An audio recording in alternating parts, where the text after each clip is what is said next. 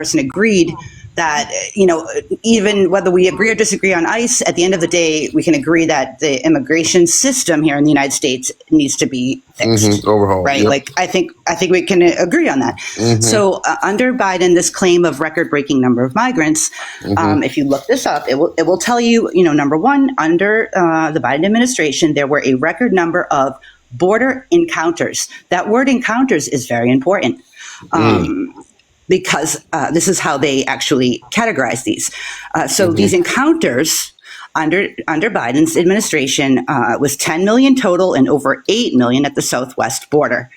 And then under the first Trump administration, it was 2.4 million encounters. So if you look at that, again, we have to, not talking to you or the panel, but just in general, I want people to start reading and looking into stuff. That word encounters is important. These encounters they represent each interaction with a migrant person, which includes repeated crossings by the same individual. They do not directly reflect the number of unique individuals who remain in the country. So if you look at, how many unique individuals actually remained in the country under Joe Biden's administration. And that number drops down to 2.3 million unique individuals that remain in the USA. So, this is why I want people to, read. And again, I'm not trying to even change anyone's minds. I just want people to have the correct information when they're making their minds up, right? So, sure, there was this increase in border encounters, but of that 10 million border encounters, only 2.3 million actually stayed in the United States, right? This is what I found. This is data gathered from the DHS and from Pew Research. Now, without monologuing, there's obviously more to it. That was kind of the first one I wanted to at least bring up. It does talk about I asked him additional questions, and I'm working on more research. But under Trump's first administration, I wanted to see, because it does show that under the first Trump administration, the estimated amount of unauthorized immigrant population did decline by about, from 11.8 million to 10.5, about a 1.3 million decrease, which is attributed to three things: stricter immigration enforcement, 2, reduced pathways for legal immigration, and 3, increased deportations. Now, number 2, I want to highlight. Reduced pathways for legal immigration, which, again, I don't have the facts up in front of me, but I've researched it previously, and I will provide sources to anyone who needs it. Under Joe Biden's administration, there were different pathways, legal pathways for citizenship. So then comes along another administration that just makes those pathways null and void. Now, suddenly you go from being legal to illegal, which, by the way, I don't believe that anyone is illegal, for the record. Absolutely. But this concept of legality, it's with the sweep of the pen, your whole situation can change overnight. So there's that. One more thing I'd like to share with people. The other guy just talked about this concept that immigrants are taking from us. And the last person addressed that. But I will just say one thing, that contrary to popular belief, immigrants, including undocumented immigrants, pay taxes. Okay. One figure that I have from 2023, immigrants contributed over $650 billion with a B in federal, state, and local taxes. That was just 2023. In 2022, the undocumented contributed almost $97 billion in 2022. And last point on that is that undocumented immigrants also pay a higher tax rate than many people. So it's a fallacy to say that immigrants are not contributing, even if they're literally undocumented. Right.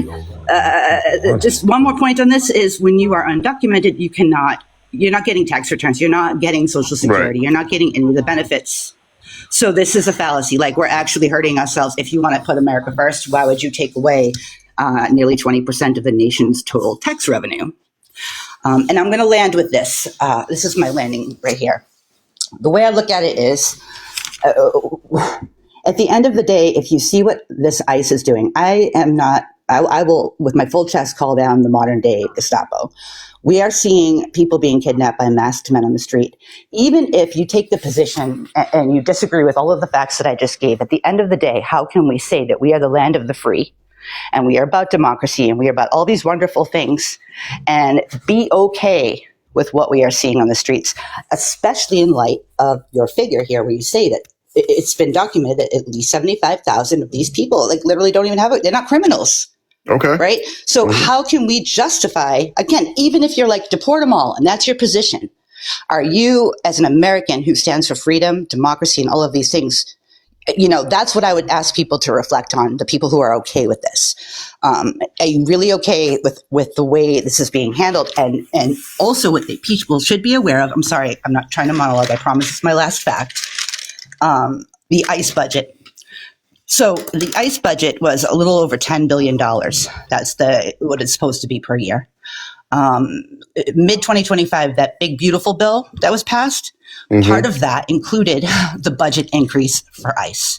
This increased the ICE budget to by 265%. The ICE now has the equivalent, their budget is equivalent to like the 15th largest military. And this is talking all the militaries in the world. ICE is has the budget of a military. And 45 billion of that increase is going to detention facilities. So what we are effectively doing, it's not like these people who are being violently kidnapped are just being, deported on a nice plane back to some nice place.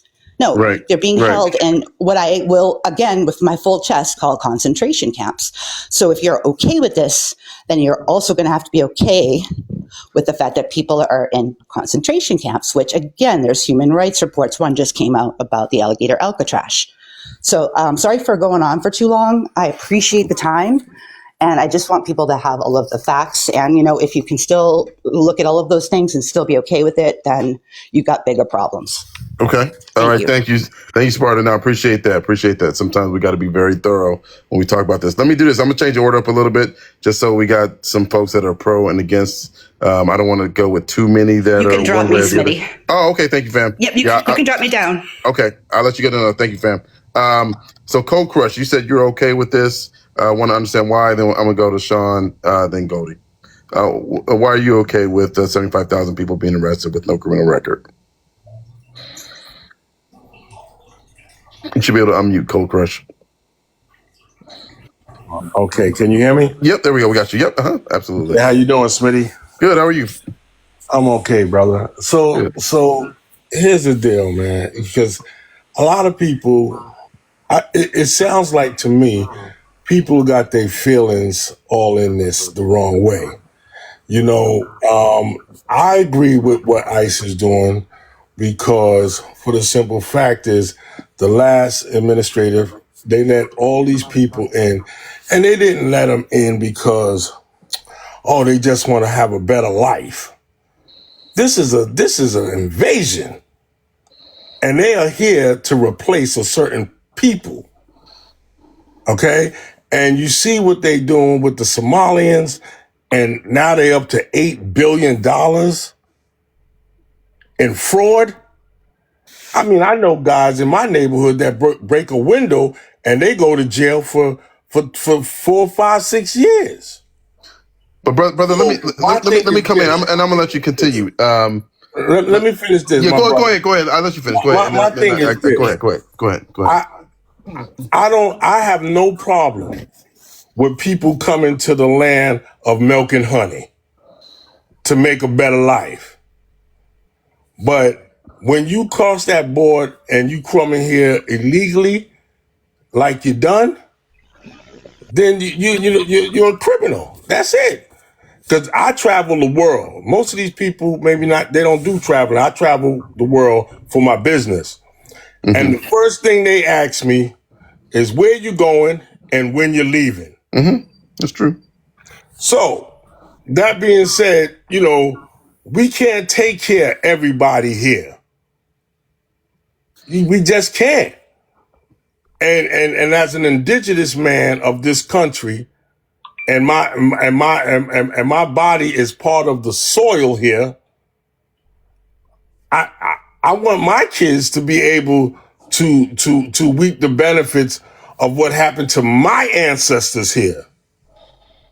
And it seemed like everybody from Caucasians to melanated other people, they come here and they reap the benefit of the people that supposed to actually get it here. So I'm all for them going home.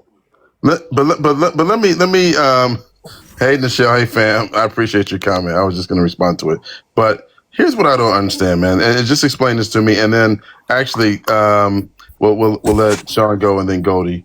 So someone else came up here, I believe a Caucasian man. He said it was an invasion. You're using that same language. I guess I just don't feel very invaded at this point at all. With this migration at all. I don't have that feeling, and I'm, just as black as any black person in America. Why do you feel? Why do you use that? Why do you feel like it's an invasion as opposed to the people that I see that are pew-pew in these schools, the people that I see that I'm just walking down the street, I might get pew-pew randomly. I'm in my church, black church, I might get like that. To me, feels more like an invasion than far more. So. Just talk to me. Talk to me about that. So I'll answer that. Yeah, go ahead. And then Sean, then go. Go ahead. The reason why I say invasion, because how they came across the border. No other country has done that. No other country has done that. Let them come across their border like that. So, and when they come across the border like that, unvetted, you don't know what's going on. We have been boarded. Okay, so now as far as the people shooting, that's just random knuckleheads, all right? Dragging knuckles on the ground, shooting up places, killing people. That's just something that we just had here, and it's still here, right? But as far as what I feel is an invasion is because there's too many people that's been led across that border. You understand? It's too many. So I feel it's an invasion because if they come across the border and you don't know what they're doing, right? And this country has done a lot of stuff to other countries. So when they come across that border, I don't think we've seen the true invasion yet. But I know it's coming. So let me just stop you real quick. So we got to use TikTok friendly language. So we got to use pew, unalive, those type of words. Gotcha. And so let me go to Sean and then Goldie and then Toy. I try to get you worked in. But I do want to go back to Mr. Opinionated here for a second too, because he's been waiting forever. So give me a second, y'all. But I want the conversation to flow. This morning, this is I was not expecting this on this live today, but hey. It is what it is. As long as it's a respectful discussion, I think hopefully we can make some progress. But this one's going to be challenging. Host, just one question. You said invasion, and I want to know where are you from, so we can get some context. I'm from Southern California. And where do you live now? Still in Southern California? Yeah. Okay. And you don't see the invasion there? No, not at all. I mean, you got to one thing you got to remember from me, right? Well, let me. I'll say no, not at all. But let me do this. I'll come back and tell you why. But give me a second. Let me let the panelists come in, and then I'll give you my explanation. Let me go to Sean, Goldie, and then we'll try to get Toy in. Go ahead, Sean. How you doing, fam? Long time. Hey, what's up? What are your thoughts on this? I disagree with what ICE is doing. I don't think anyone who knows anything about law can agree with what ICE is doing. ICE is they call themselves a law enforcement agency. And if someone's not breaking the law, then you shouldn't be arresting them. That's just profiling. That's just what that is. It's textbook. I've heard a lot of people on this live talk about feelings and talk about other people's feelings and then immediately lead with their feelings, saying there's things like invasions or whatever, but have no substantiation for an invasion, saying that there's things like people crossing the border and no other country being able to do that when every member of the EU allows for you to cross the border unvetted. There's literally a thing called backpacking across Europe. China allows 100% of their immigration. Cuba, we can go down the list. They just don't have any substantiation. They're just leading with their feelings. And I'm just wondering, Smitty, because normally when we talk about these conversations, are we talking about feelings or are we talking about empirics? I love empirical data, sister. So That's what I thought. Because I feel as though, this fervor, this idea of like, oh, there's invasions, or they're coming over here and they're doing things like getting benefits, even though there's no evidence for any of those things, is just feelings. And I don't feel like anybody like that has a place in these conversations. Like, just to be honest, just from a standpoint of like actually having an intellectual conversation and moving it forward.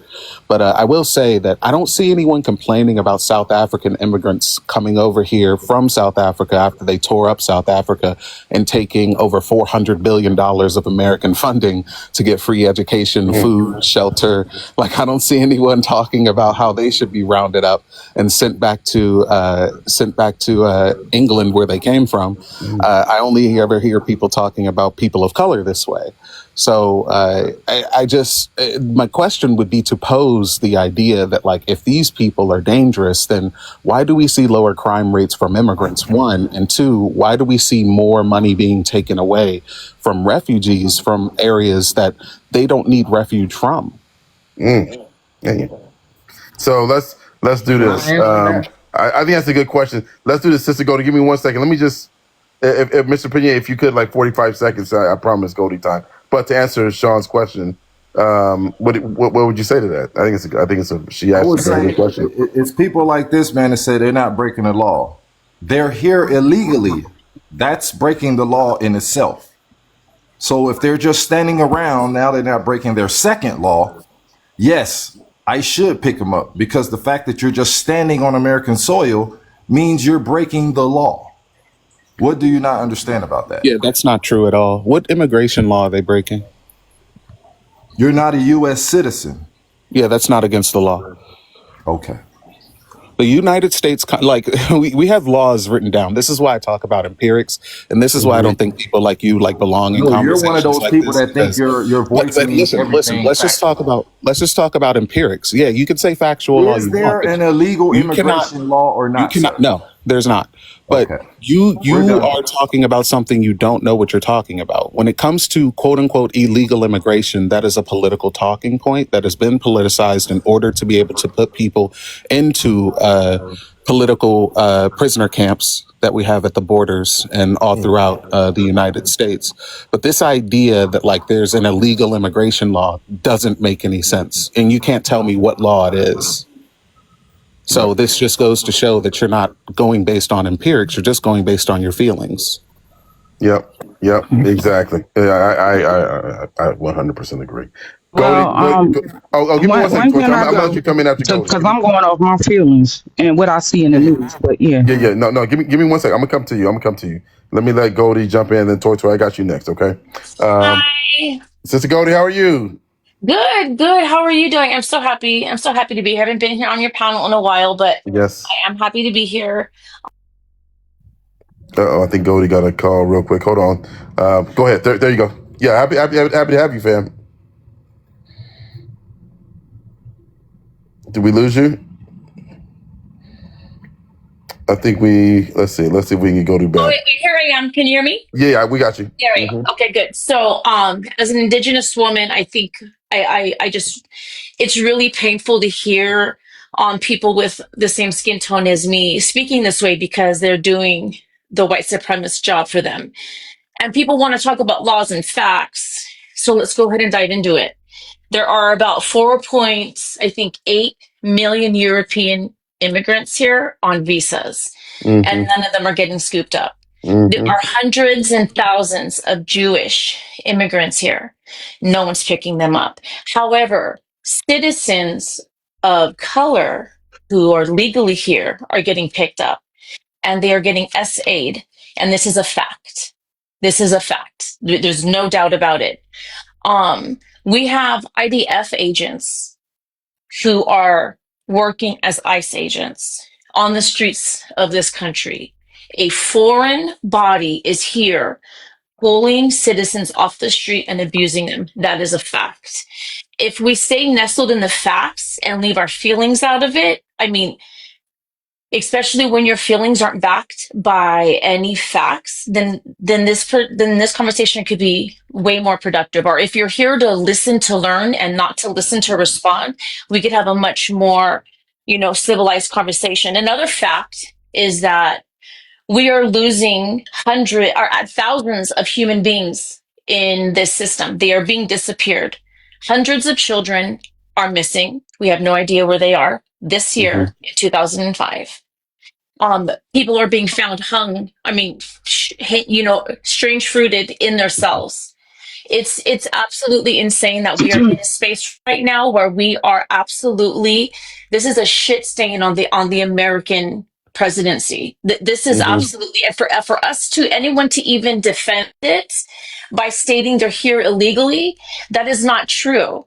That isn't true. In order to gain protection by the United States, which is the law, you have to step foot on the soil and within 365 days prove that you are unsafe in your home country. So, if anything, these people are doing it the right way by coming here. I mean, and it's a civil crime. Let me repeat that. It's a civil crime.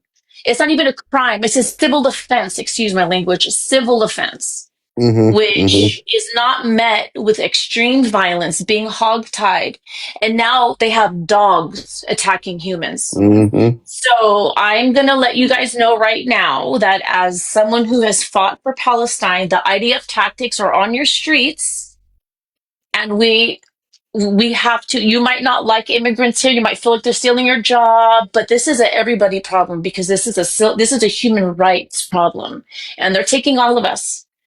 And that's, we really have to understand that this is an issue. Immigrants aren't here to take your jobs. They're not taking any programs from us. They come in, they fill gaps in companies where people don't want to work. They grow that company, they build it up, they create jobs for higher tier folks, and they actually are found to be companies are more successful with this. And, Thank you. Oh, this real country quick, was fam. built. Yes, go Yeah, on. no, real quick, because there are a couple people saying misinformation. What are you saying misinformation to that Goldie is saying? So let's just get it cleared up. And then another thing, real quick, we got a Swan raid. Thank you so much for all of the people that are coming in from Swans Live, my dear sister, who I love so much. Thank y'all for being here. But that they pay them less, Goldie. That's what they're saying, that they pay them less. Do you want They do pay them. to? You're right. You're absolutely right. They do pay them less. That's right. And that's a them issue, right? Who are we to say what's better for that person? You're saying it's less based off of your experience and your work history, but we can't tell someone else this isn't good for you, so we're just going to go ahead and take it away, and we're going to make your situation worse. They have their own, like you have to understand that we don't get to tell another people what works for them. And if we think they're less, then let's go ahead and focus our energy on the companies that are paying them less. Why are we punishing the people? Yeah, that's a good. That, And that's the Can I point. say something? yeah. Right. Real quick. Let me let Goldie get another 20 seconds, and Toy, you got the floor next. So that's just my point, is that if we want to focus on it, we could focus on the companies that are offering it. We can't be upset that people who are here to attempt to make a better life for themselves, and that better life just happens to pay for food stamps, just happen to pay for Section 8, just happens to pay because these people pay into the system. So what is it? What don't we like? We're mad that they're not getting paid, but we like that they're paying our food stamps, or we like that they're paying our Medi-Cal. That's cool. But it's just like a give and take. That's a good point. Let me go to Toy. Welcome to the panel. Yeah, What are your thoughts? I'm going off of feelings like that. After police coming straight from the underground, they mad because I'm brown. Brown meaning black. And I keep on hearing these indigenous, and they straight Mexicans, the most racist people that love to use the N word. Which y'all had Lulac said, let the Negroes fight their own fight.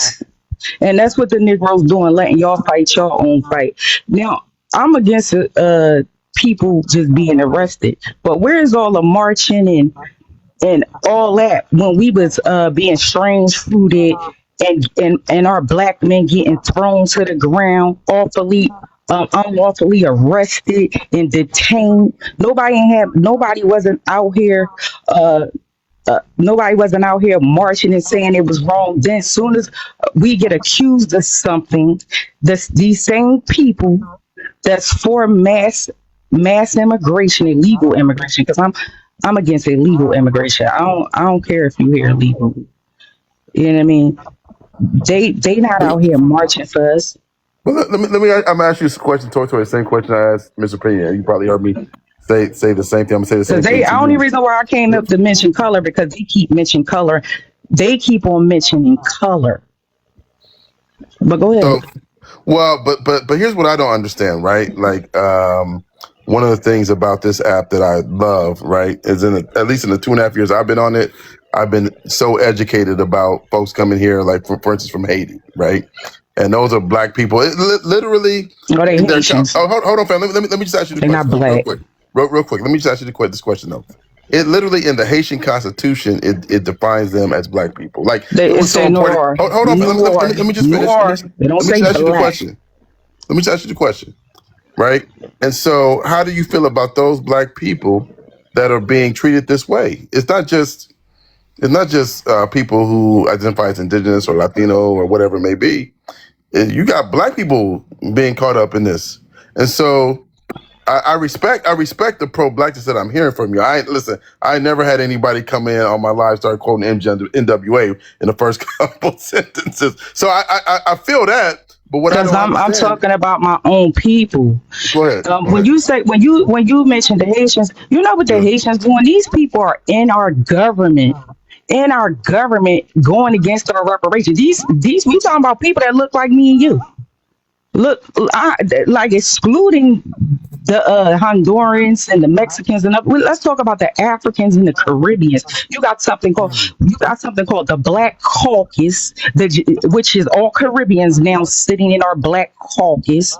Now you got the Jamaican Caucus, you got the Haitian Caucus, and they are here undermining us in the government. Yeah, so I don't care about them either.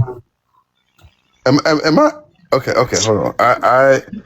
You I'm not aware of probably a want to Haitian say that caucus for in another Congress. day when you bringing up other melanated people when you talking about the Caribbeans and the Africans, because I could go all day and go in on them.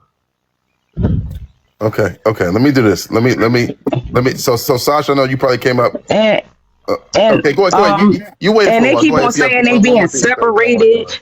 Because we all know the person that get the most unturned convictions in this country is a black man that's been falsely accused.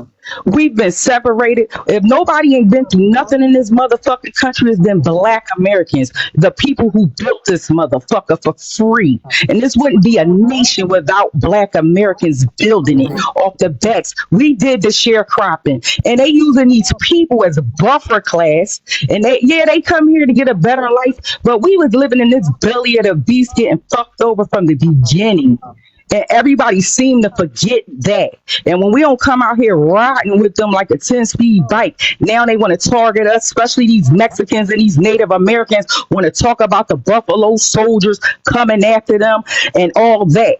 But they seem to forget who built this country for free, and it wouldn't be no nation without black Americans and Okay. this free labor. No, I got one more thing to say because I'm a drop. Okay, go I'm ahead. a drop. Okay, go ahead. Oh, looks like she dropped before she said the last comment. All right, let me go to Sasha. No, Sasha, you came up and you wanted to say something, Hey, and then I Smitty. want to say something after that. Go ahead. If you want to say something, Smitty, go ahead, because I'm gonna say something to the other conversation that we were having. So if you want to say something, that's okay. Yeah, listen, because it's two things. One is I've always said this, you guys, right? Any black person that comes up and has a level of anger or frustration over the fact of black people being unappreciated in this country, I have time to listen.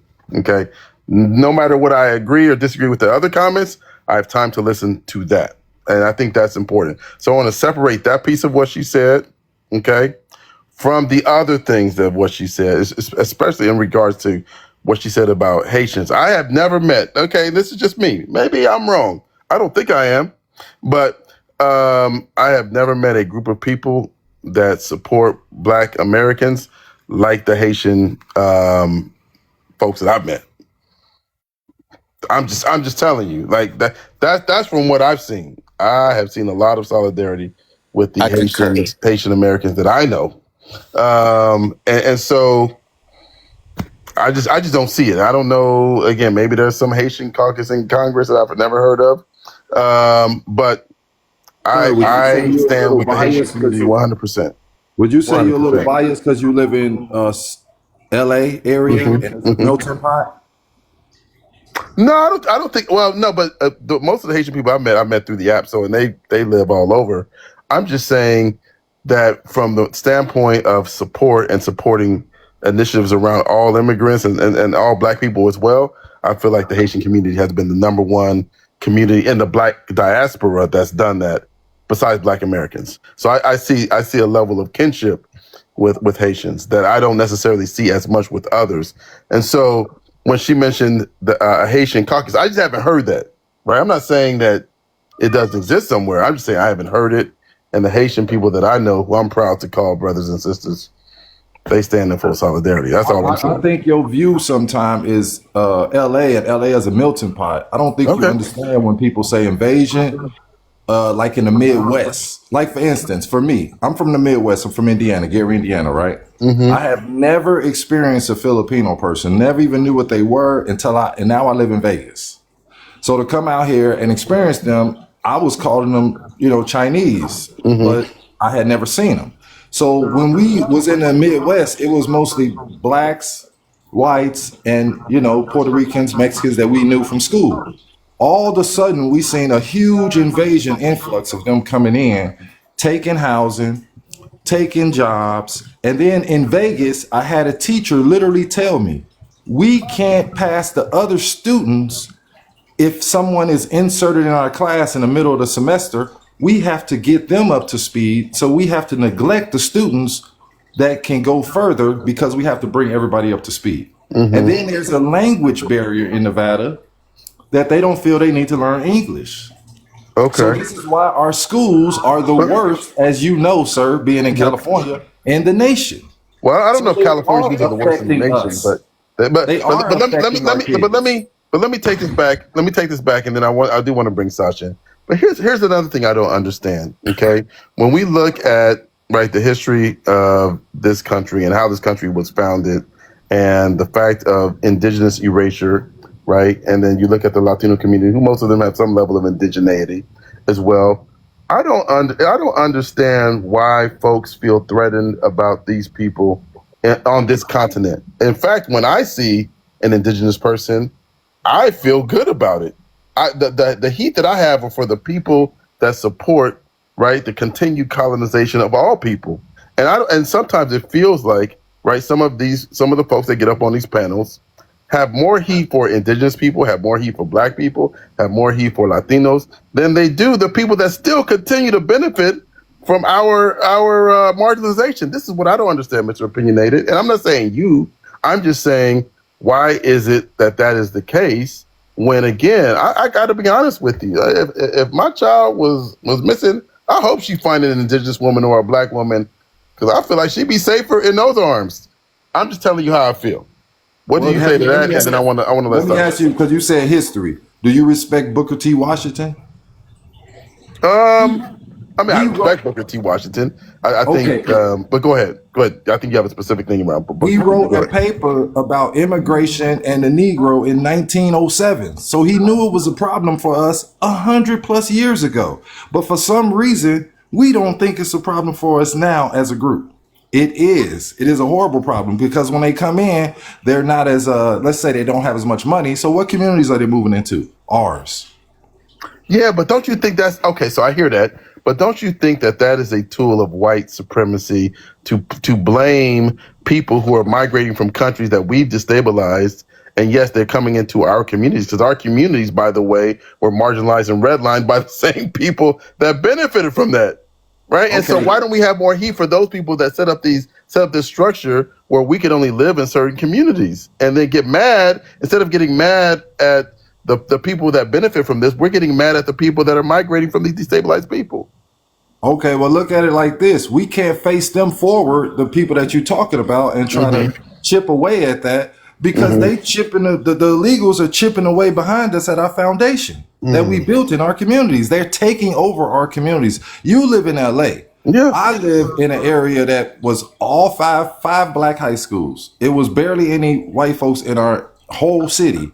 So then you start seeing, oh, now it's 40% Mexicans or Latinos. Where do they come from? And then it affects our community. They start taking over certain areas. We know how they do. They start putting up the signs in different language. I mean, it's a disrespect totally to America. They don't even want to go by our rules. Okay, let me do this. Let me let Sean, I know you want to say something. Sash, do you mind? Because Sean has to go, and then I want to go to Sash. Yeah, that's fine. Go ahead, Sean. Okay, thank you, fam. Appreciate you. I first wanted to talk about what I was talking about before, because I think this is relevant at this point in time. Feelings, like this idea of there being rules and an invasion and all of this without any empirical evidence, again, does not belong in this conversation in any way, shape, or form. Like this thought process that these people, these immigrants are coming into black neighborhoods that we were corralled in and redlined into and are low income and have D-rugs pumped into them by way of the United States government. And somehow it's the problem of the immigrants who are moving into these low income areas because that's what they can afford is really weird to me, especially seeing as how, like, within a capitalistic framework, immigrants don't own any means of production to stop black people from keeping money within our communities for more than 20 minutes. I just think that's a really weird thing. And on top of this, like, if immigrants are moving into our communities at the rates that people say that they are, then what would happen is that black communities would increase in funding for things like social programs, because undocumented immigrants pay more out in taxes and increase property value than they get back from that property value and those from those benefits. These are just the empirics. And like in the comments, which you put, Mr. Opinion, you said 8 USC 1325. 8 USC 1325, and this is why I ask about immigration law to people who disagree with immigrants or whatever it is you call it. 8 USC 1325 talks about improper entry, and it just means private property. Because the way that the U.S. laws are written, it actually just talks about a bunch of things that immigrants, if any of you haven't read 8 USC 1325, it just gives like a list of things for defrauding the United States government that immigrants aren't allowed to do, because the way the United States law is written, it says it says no citizen is allowed to defraud the U.S. government. No citizen is allowed to do polygamy. No U.S. citizen is supposed to do X, Y, and Z. And so they wanted no loopholes, so they put it for immigrants as well. And so intruding Can I ask on a question? Can I ask you a question, sir? it's man, There's no law that ICE is operating off of, according to you. Hold on, real quick. It's ma'am or miss first off, and then go ahead, sister. Go ahead, sir. Go ahead. Okay. Is there no law that ICE is operating off of to deport these folks, in your opinion? Yeah, no, there isn't. Okay. So you don't feel there's no law, they just making up all this whole scheme to deport these people? Yes, they are. Okay. Then that's where I can't have a conversation with you, because you Well, don't because you're uneducated, and I understand that. Because you don't know anything about the law. Everybody else is also, but you. You know, you're uneducated. Look, what does 8 USC 1325 say? Illegal immigration in the country the first Wrong. time is a misdemeanor. After the second time, it's considered a felony. No, wrong. That's not what it says. I know. It says that I entry can't read into. either. Yeah, you can't. You absolutely can't. Matter of fact, let's just pull it up, because I could just put it on the background and we can show that you absolutely cannot read.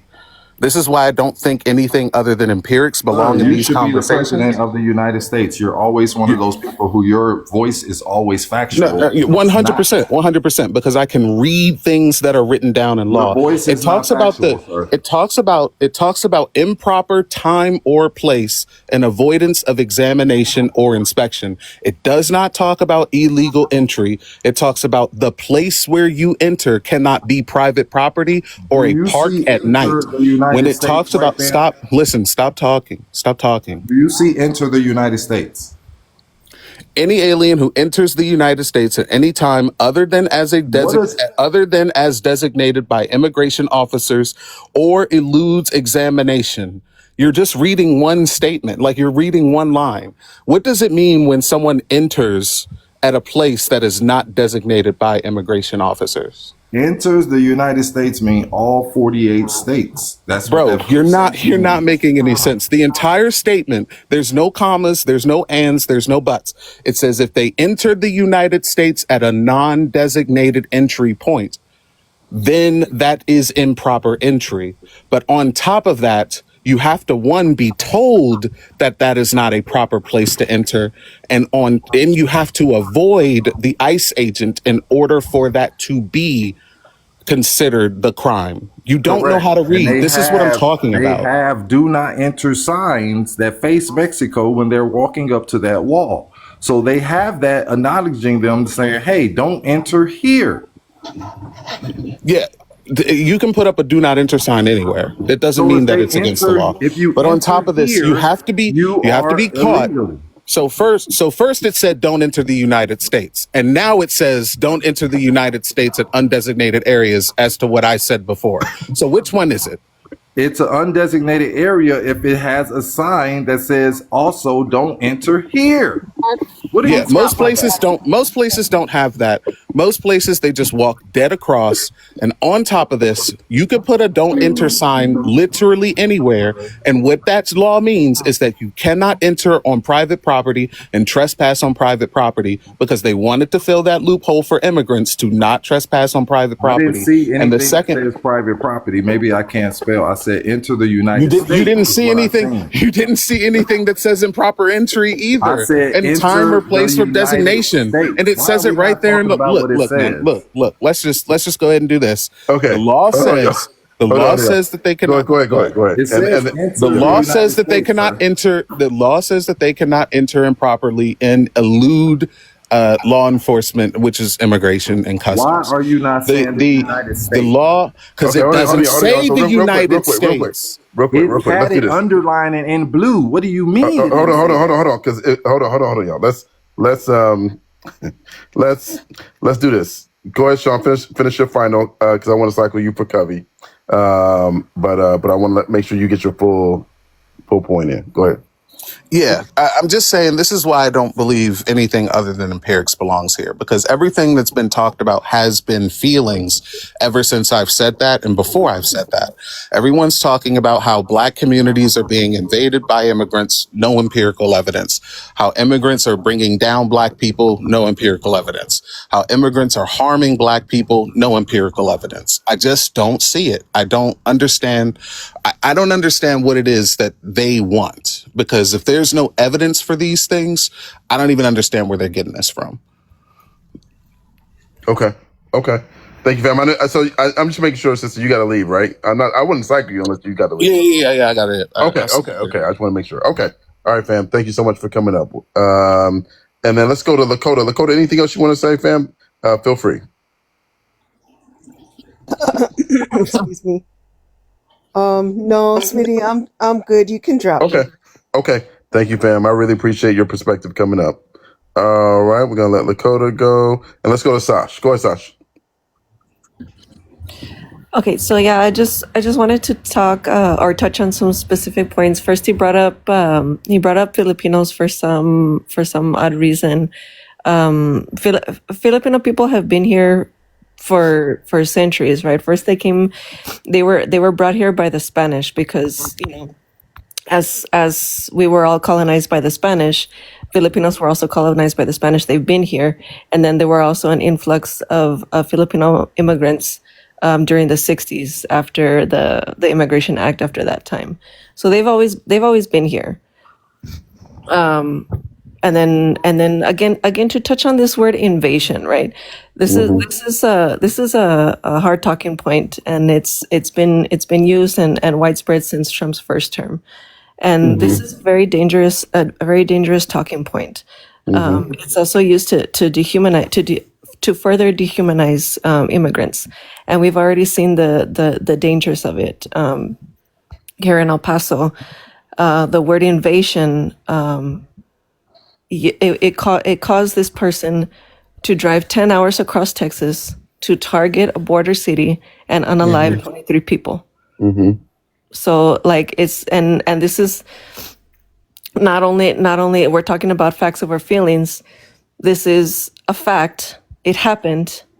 It caused the unalivement of 23 innocent people on the border to be targeted just because of their ethnicity, right? On the basis of xenophobia. But it's also it personally, right, is my feeling, because this is my community, this is my people, this is what happened here. But it's a true fact. It's something that happens. It's something that is used to dehumanize people, to further other people, to make it easier to, like what we're saying, to to make it easier to take these people, to unalive them, to disappear them, to get rid of them, to separate their children, to put their children in zip ties, and get rid of these people in detention centers, to make it so much easier to do this to people, right? So this dehumanizing language makes it easier to do so. No, thank you for that, fam. No, I completely agree. I've heard a couple people use that same word. I was like, whoa, like, so completely agree. Let me thank you. And yes, I'm going to go grab that here in 1 second. But a quick announcement, you guys. We only got 44,000 likes. Please tap the screen, right? Share out the live. I think this is a good discussion. We may not all agree, but at least we're having a good discussion that hopefully folks are learning from, folks are benefiting from in an educational way. Thank you so much, Ashley Angeles. Appreciate all the support. Thank y'all. Thank y'all for coming in, tapping the screen. If you want to gift the panelists, feel free to do that to support the broadcast. I would appreciate that as well. If not, totally okay. Let's go to KGR. KGR fam, how are you? Hope you're doing well. What are your thoughts? And I am looking for one more person that agrees with Mr. Opinionated. So if you do and you are in the request, put a 1 so I can bring you up. I'm irritated hearing Black folks say this because I'm from Virginia. This is where the framers of the Constitution came from for the majority. And I will tell you something that's interesting when I hear Black people use terms like invading our community. You do realize HOAs were created to stop Black people from invading white teen neighborhoods, because they said anytime a Black person came in there, it was an invasion. It was going to take away funds from poor little white teen children.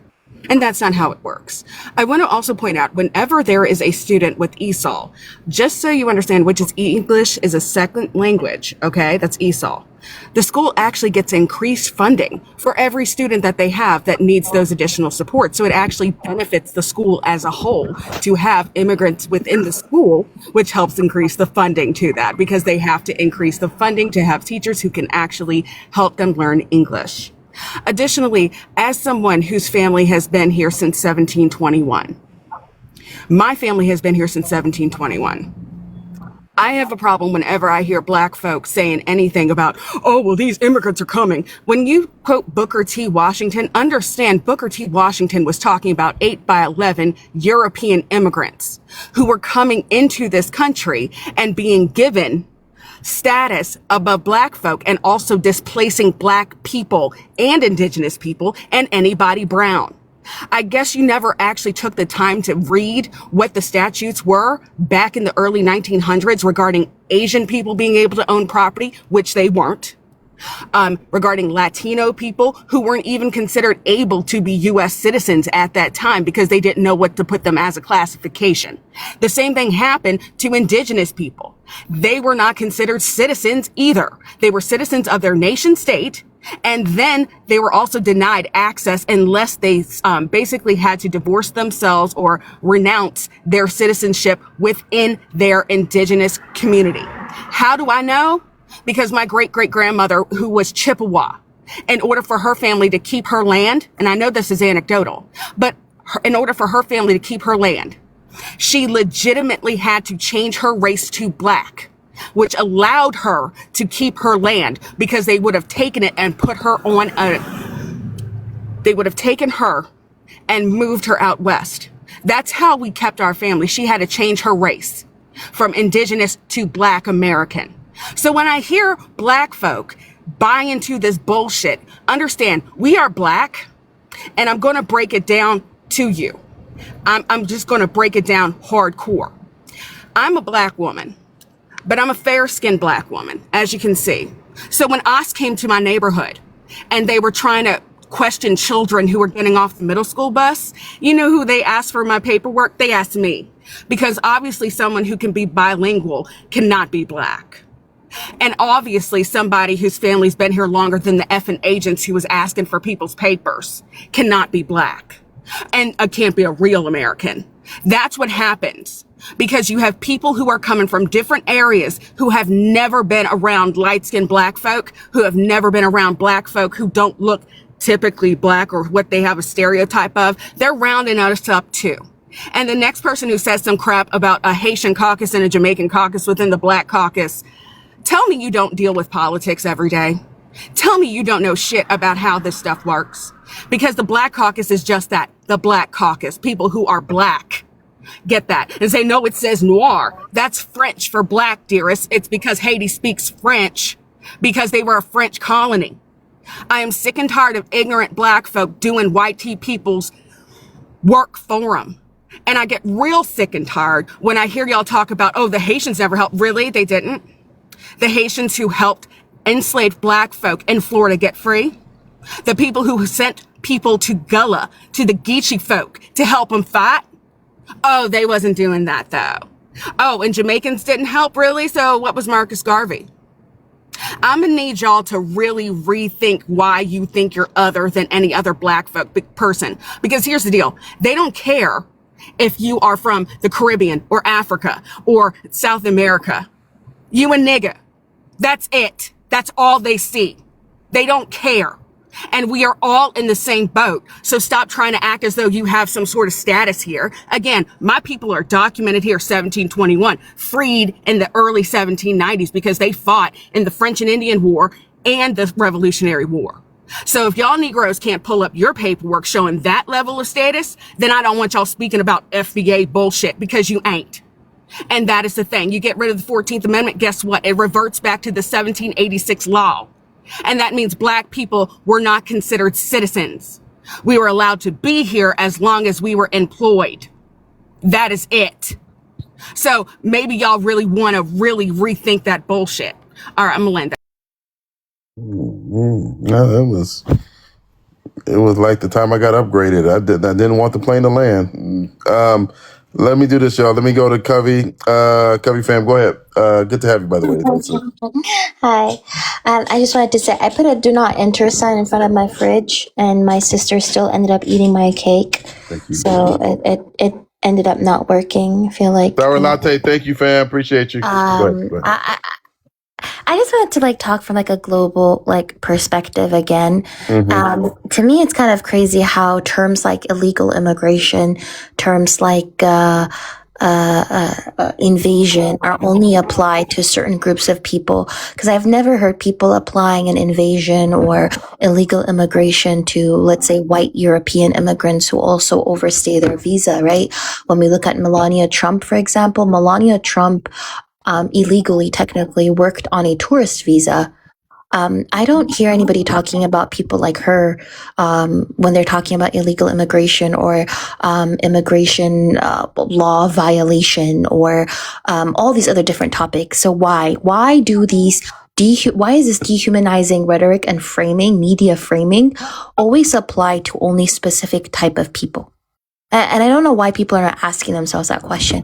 Why is it always Latin American migrants? Why is it always African migrants, Caribbean ones, South Asian ones, or indigenous people who have that type of labeling, dehumanizing labeling applied to them, but not the Europeans, the Australians, the Canadians, the white people who overstay their visa? Why are these this immigration law, right? Why does it always bend and turn when it comes to, let's say, white people who are supposedly in need, like white South Africans, right? That's a genuine question that I have, right? Because at the end of the day, it's not about fixing immigration infrastructure and more about mobilizing these racial, cultural, and colonial anxieties. That's what it's about, right? It's about scaring people that all these brown Muslimic people are coming here and they're gonna they're gonna destroy society and Western civilization. That is what it's about. And that's something that I really, really wanted to address, right? Like at the end of the day, this type of dehumanizing rhetoric has like real life effects, right? Because the real life effects is it causes death. It causes dehumanization. It causes family separation. It causes people being left to die in the Mediterranean Sea, or people being whipped away, right? Or being smuggled and left to die in the middle of nowhere, right? But then when we look at European overstayers, Canadian overstayers, when we look at unauthorized white migrants who are working in these industries, they don't receive this level of harm. So this is something that I like to see, like Black people also engage in that type of rhetoric in general in the West, by the way, because this is a rhetoric it's very uniform. It's very universal. This is the same type of rhetoric that can be heard in North America. It can be heard in Europe. It can be heard in Australia. It can be heard in New Zealand. So why? I don't know why people don't ask themselves, why is it always the same rhetoric?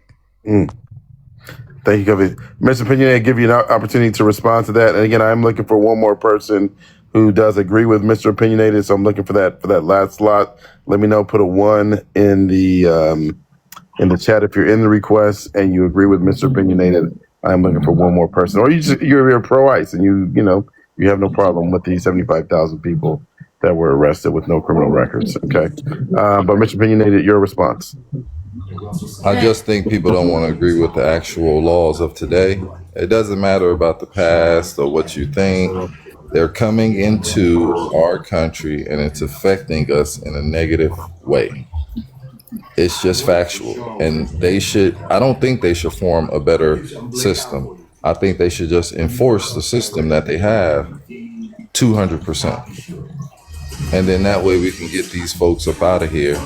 That's affecting us, affecting votes. And when people say they can't get Pell Grants, here's how they get the Pell Grant. If my parents come here illegally and they have me on the soil, I'm eligible for a Pell Grant. Yes, they may have paid 20 years of taxes, but my people have paid 300 years of taxes. Shouldn't I be able to get the money before them of someone that just ran here and was born the last 20 years? I mean, it's common sense. What are we talking about here? But again, that okay. going Again, to so sit you in- have a problem with you. So let me real quick. Let me let Goldie come in. Go ahead. If you want to respond, go ahead. KGR is going to be much more eloquent, and I'll take my notebook out and take notes every time she talks. No, my point is that makes them a citizen. You're saying that immigrants take away and that they're removing things from you and they're negatively impacting society when we just gave you a well-decorated response from human beings that read accurately and comprehend what they're reading. The person that was teaching you was reading from the law and you refused to hear it, Mr. Opinionated. He told you verbatim. And it's just really, it's appalling that we're having this conversation over and over again with you, and it's not digesting because you have already chosen to agree with white supremacy talking points. It's sad that you can't even KGR, acknowledge that United States was on that screen, but property was not. And you're literally trying to tell me. You didn't read the rest of the sentence. One thought You're in the literally trying sentence. to tell me that this person was schooling me. In the sentence, the thought of the sentence, the sentence is expressing and teaching and communicating was not completed. You can't stop at your favorite word in a sentence and decide that the person communicating what is being said is what you want it to say. You have to stop leading with your ego. You need to stop leading with your ego. You need to stop leading with your ego and have a conversation to learn, not to respond to your favorite word that excites you. What did the first sentence say? What did the rest of the sentence say? Because there was no indicative comment or a comma there to state that it was a partial thought, and the next thought is kind of not. Come on, this is comprehensive 101. The first sentence with a period. You After can't the period complete the first ends, sentence. You can't comprehend the sentence. That's the issue. I You read can't United comprehend the States sentence. underlined. United States was underlined gonna- the first no, I- sentence. Hold on, And there was a period. And after the period, that's when we're able to discuss. We can't even discuss the very first sentence because you all want to admit a fact to be right. So real quick, let me bring KJR. Go ahead, KJR. Go ahead, please. Okay, so I want to point this out. So whenever you read legal terms, you have to understand that one sentence is also followed by another sentence. And actually that sentence wasn't completed at United States. It had a comma, then an or, which means it was a connected sentence. The problem that I'm having again is that you do not seem to comprehend that this is not negatively affecting Black people or Americans as a whole. If that were the case, and now that all these immigrants are being rounded up, why are the jobs numbers so low? Why haven't you gone and gotten one of those immigrant jobs? Why haven't you taken on the jobs that they state are being taken away by immigrants? And you know why? Because at no point in time will Black people ever get back into the fields. Ever. That is not something we doing. And I find it interesting that you don't seem to understand that even when immigrants come over on an H-1B visa, they are paid a lot less. However, they are taxed a bit more, specifically because they're basically paying back their employer for sponsoring them for the time period in which they are here under a visa. The majority of the people that are being picked up by ICE are legally here. They are not illegally here. These are legal citizens. These are not legal citizens. These are legal immigrants. They're here. How do I know? My family farms. Okay. We own a farm. We have visas for the people we bring up from South America, specifically because of certain skill sets that they have. You have to file the paperwork. You pay for it. They still attempt to go and round up people that we've paid for visas for who are here legally. So that is my problem with everything you are saying. That is harming our industries. Do you think that these farms are going under just because of, oh, well, we didn't get because of just the tariffs? No, it's because they don't have people who can come in there and pick anything. You cannot use a machine to pick strawberries or blueberries or raspberries, because they are too delicate. They would be crushed. So you need people to do that. But I have yet to see a Black person or a white tea person out there picking them to get paid. And then you're talking about, oh, well, they're taking, what jobs are they taking? And if you're going to say, oh, well, they're taking, like what, nursing jobs? I want to see your nursing license, sir, because you were never going to get that job in the first place because you're not a nurse. You were never going to get some of these positions because you weren't qualified for them. And I'm sick and tired of construction what? Construction what, sir? Because construction has a vast array of aspects to employment. Not everyone is going to be a day laborer. And I hate to also break this to you. We don't see a lot of Black men out there trying to get into construction as a day laborer. They do not have to pay you $20 an hour if you are just a day laborer. They do not have to pay you any of that. They literally, if you are a day laborer, you get paid what you get paid. Can I ask you a question? You're not true that they took? Is it true that they took trades out of our community? I wonder why. Sir, they did not. And I'm going to break this down to you so you understand it, because I'm someone who actually works with the trade unions. I am a union rep, sir. I work with all the different unions. That is the IBEW. That is the Carpenters Union. That is the Pipe Fitters Union. Okay? All of them have been attempting to get more young men and Black men and Black women. They've been trying to get kids into these trades. They don't want to do it. Do you know how hard it is to be a carpenter? Do you know how hard it is to do pipe fitting? Do you have any idea? You still have to have an extensive education to do anything with being an electrician, being a plumber, being a pipe fitter, being a carpenter. You still need an extensive education. And Black men, I hate to break it to you, sweetheart, you guys are less than 5% of all people who actually even attempt to go into the trades. And instead of understanding that, why not focus on the fact that Black people need to go into other forms of education? Go be a doctor, go be an engineer, go be a nurse, go be a nurse practitioner, go be a physical therapist or a therapist in general.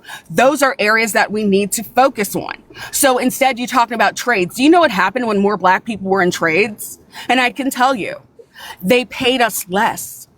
because there was an overabundance of us, and because it was a majority of black people doing it, they didn't have to pay us because we are black.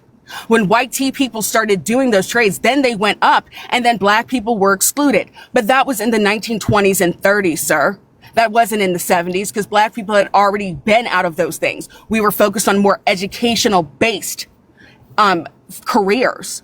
So I don't understand what you're talking about. Oh, well, what about the trade? What about the trades? You can still go to trade school right now. They have programs that make it free for you to go. Why don't you do it? So instead, you're going to get mad at immigrants who are taking advantage of it? Like, dude, you sound dumb. Thank you, KGR. Real quick, Ms. Pignone, if you want to respond real quick, and then I want to go to Covey. Yeah, it's a fact that we've been complaining for the last 20 years. They've taken trades out of our communities, and they're not teaching them at career institutions that high schoolers go to for the half day. The reason they're not doing that anymore, yes, they were paying us less, but they're actual to even pay them less. And they're more skilled naturally. So they could come in and do the job. And that's why we don't have as many trades being taught in our communities anymore. But, you know, whatever your opinion of it is, that's your opinion. Okay, let me go to let me go to I'm chuckling because let me just say this real quick, right? I love an honest discussion, a balanced discussion. But a lot of the people that come onto the panel, right, that tend to agree with me, right, that do not like what ICE is doing, I'm just telling you, they are very, especially the black women and women of color, are highly, highly educated people. And I hope that some of the folks who are not from those demographics that come up, that we can at least recognize that KGR, Goldie, Covey, Sash, like highly, highly educated people. And if it were me, right, I mean, I may not agree or disagree, but I would at least listen very closely because they're all highly, highly educated people. And I just want to make sure, because I don't like microaggressions, that that is a fact, and that's an undisputable fact. Period. It is why, if you notice, right, somebody said, "Oh, the host is biased." Yes, the host is definitely biased towards having black women and women of color up on my panel. If you notice, vast majority of the time it's like that. Yeah, I'm fucking biased, 100%. In that degree, absolutely. Go ahead, Covey. Go ahead, fam. Smitty, can I respond to a comment really quick, Covey, if you don't mind? Of course. So somebody mentioned in the comments that that KGR thought that immigrants are all just laborers, and I said absolutely not. That's not true. Of course, we know KGR, and I don't want to speak for you, KGR. I know you can speak for yourself just perfectly, but of course we all recognize that black women, of course, are the most educated demographic in this country, and we all know that. That immigrants, especially women immigrants, are very highly educated as well. They're teachers, they're nurses, they're not just servants in this country, right? We're not just here just to serve people. And I hope that the comments recognize that KGR was responding just to a certain talking point that Mr. Opinionated was bringing up. I hope that was clear in the comments. Exactly, because the majority of times when it's specifically skilled labor coming from overseas on visas, which are still people getting rounded up, they're highly skilled. They're not coming here and not having already set up a job. If you are an immigrant in general, you are not eligible for the majority of any type of benefit. The only time that you are eligible is one, if it's a catastrophic occurrence. Two, you are here on refugee status. That is it. If you are immigrating here to the United States and you think that you're going to apply and get something, no, you are not. Because they're going to state the person who sponsored you stated that they would be able to financially carry you. And then you can get your work visa. That is it. I am so done with you all saying this stuff. Even if they have children, you have to be in the country 5 years before you can apply for anything. Even if they have babies here, it is very difficult for them to get approved. So you would have to show extensive hardship or there is something going on. That is it. I am sick and tired of people saying stuff that is untrue. Immigrants are not eligible unless, again, you are here on a what? A refugee visa, which means your life is legitimately, or you're here as a refugee, your life is in danger. You are you're from a war-torn country, like the kids who came over from Kosovo and Croatia and Albania. Why aren't y'all pissed off about all the Eastern Europeans who get to come here? And they do get benefits. They always have. But y'all want to talk about black and brown people who usually, in order for them to get visas, they have to have money, they have to have education, they either have to be sponsored. There is so much that goes into it. But you don't care about the white tea people coming here and getting to take advantage of the system, just like the Russians when they were coming over in the 80s. But y'all want to talk about black and brown folk. That is my problem. Why don't you have beef with white tea people coming here? Why do you only have beef with people who are hued, who have melanin?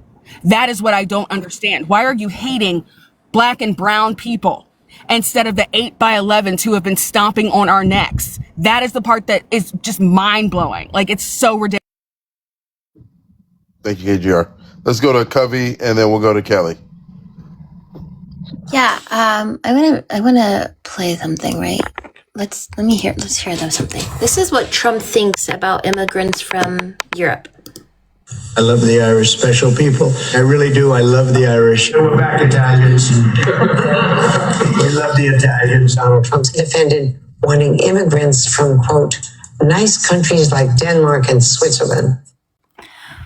It's a huge change, right? He's like, I love the Irish, I love the Italians. I need more immigration from Denmark and Switzerland. What's the difference between, I don't know, Denmark and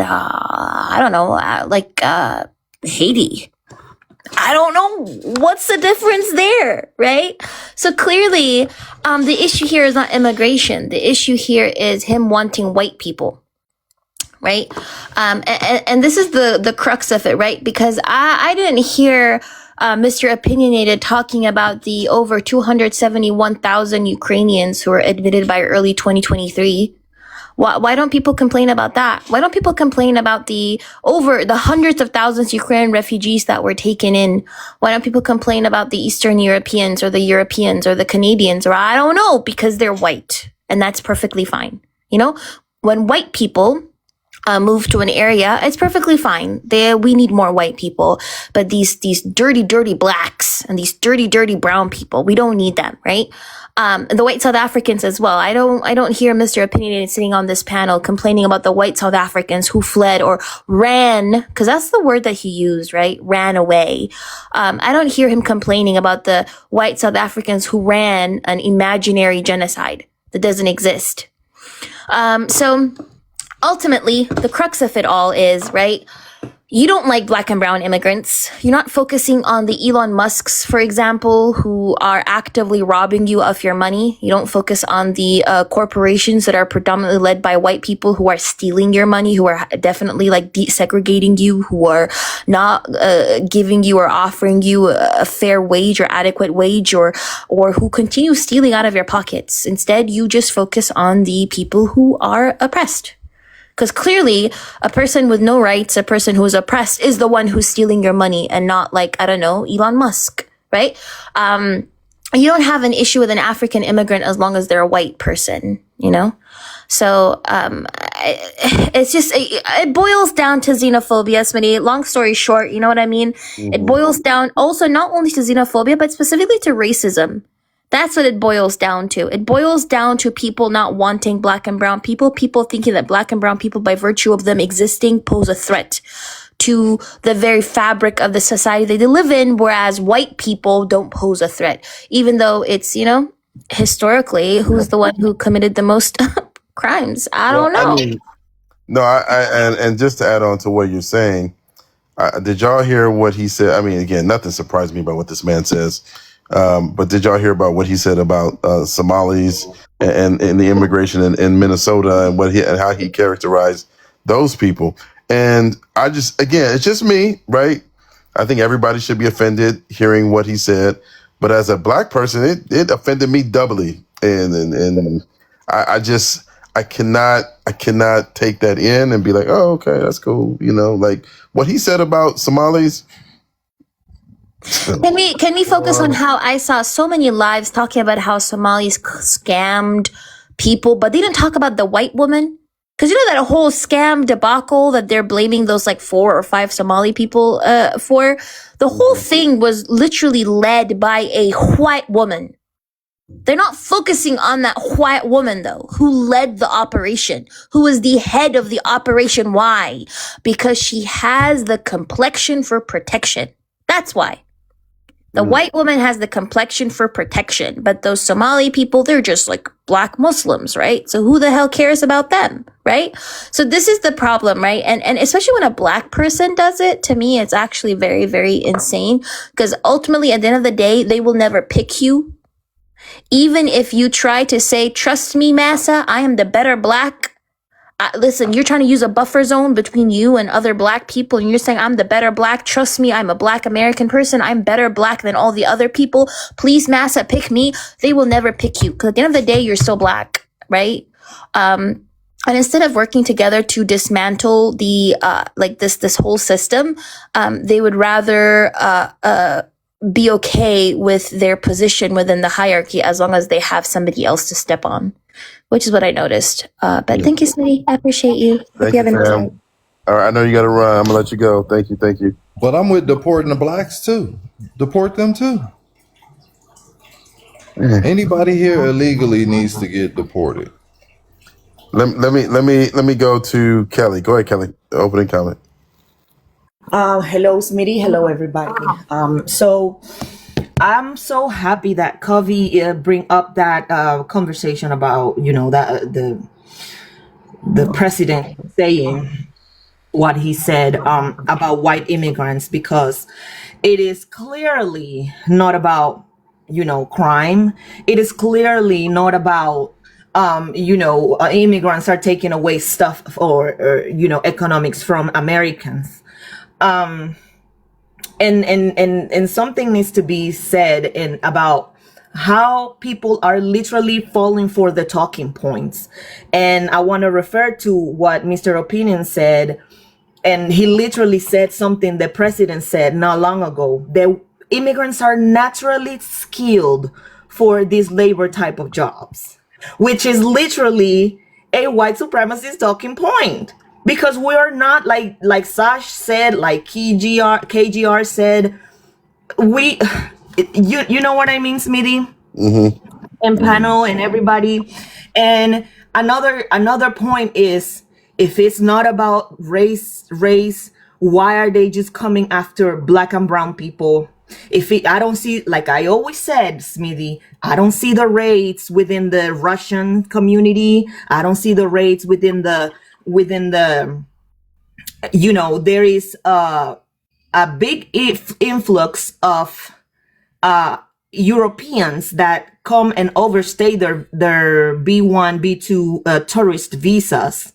And I don't see the persecution for them. I don't see the government saying like, okay, we're going to the people from Europe. I don't see that they are going after the Italians. And if it's not about race, what it is then? And the points are being talked about over and over. Also, another point I want to say is they're not really deporting people. They are literally building, the administration little friends are literally building concentration camps. So they are not really deporting people. If you agree with the law says that they need to be deported. Not detained for years or months at the time, but you gotta look behind that curtain. Why are they being detained with no reason or no charges? They are literally detaining people with documentation, because having a green card is documentation, because having a work permit is documentation, but they just meeting a quota here.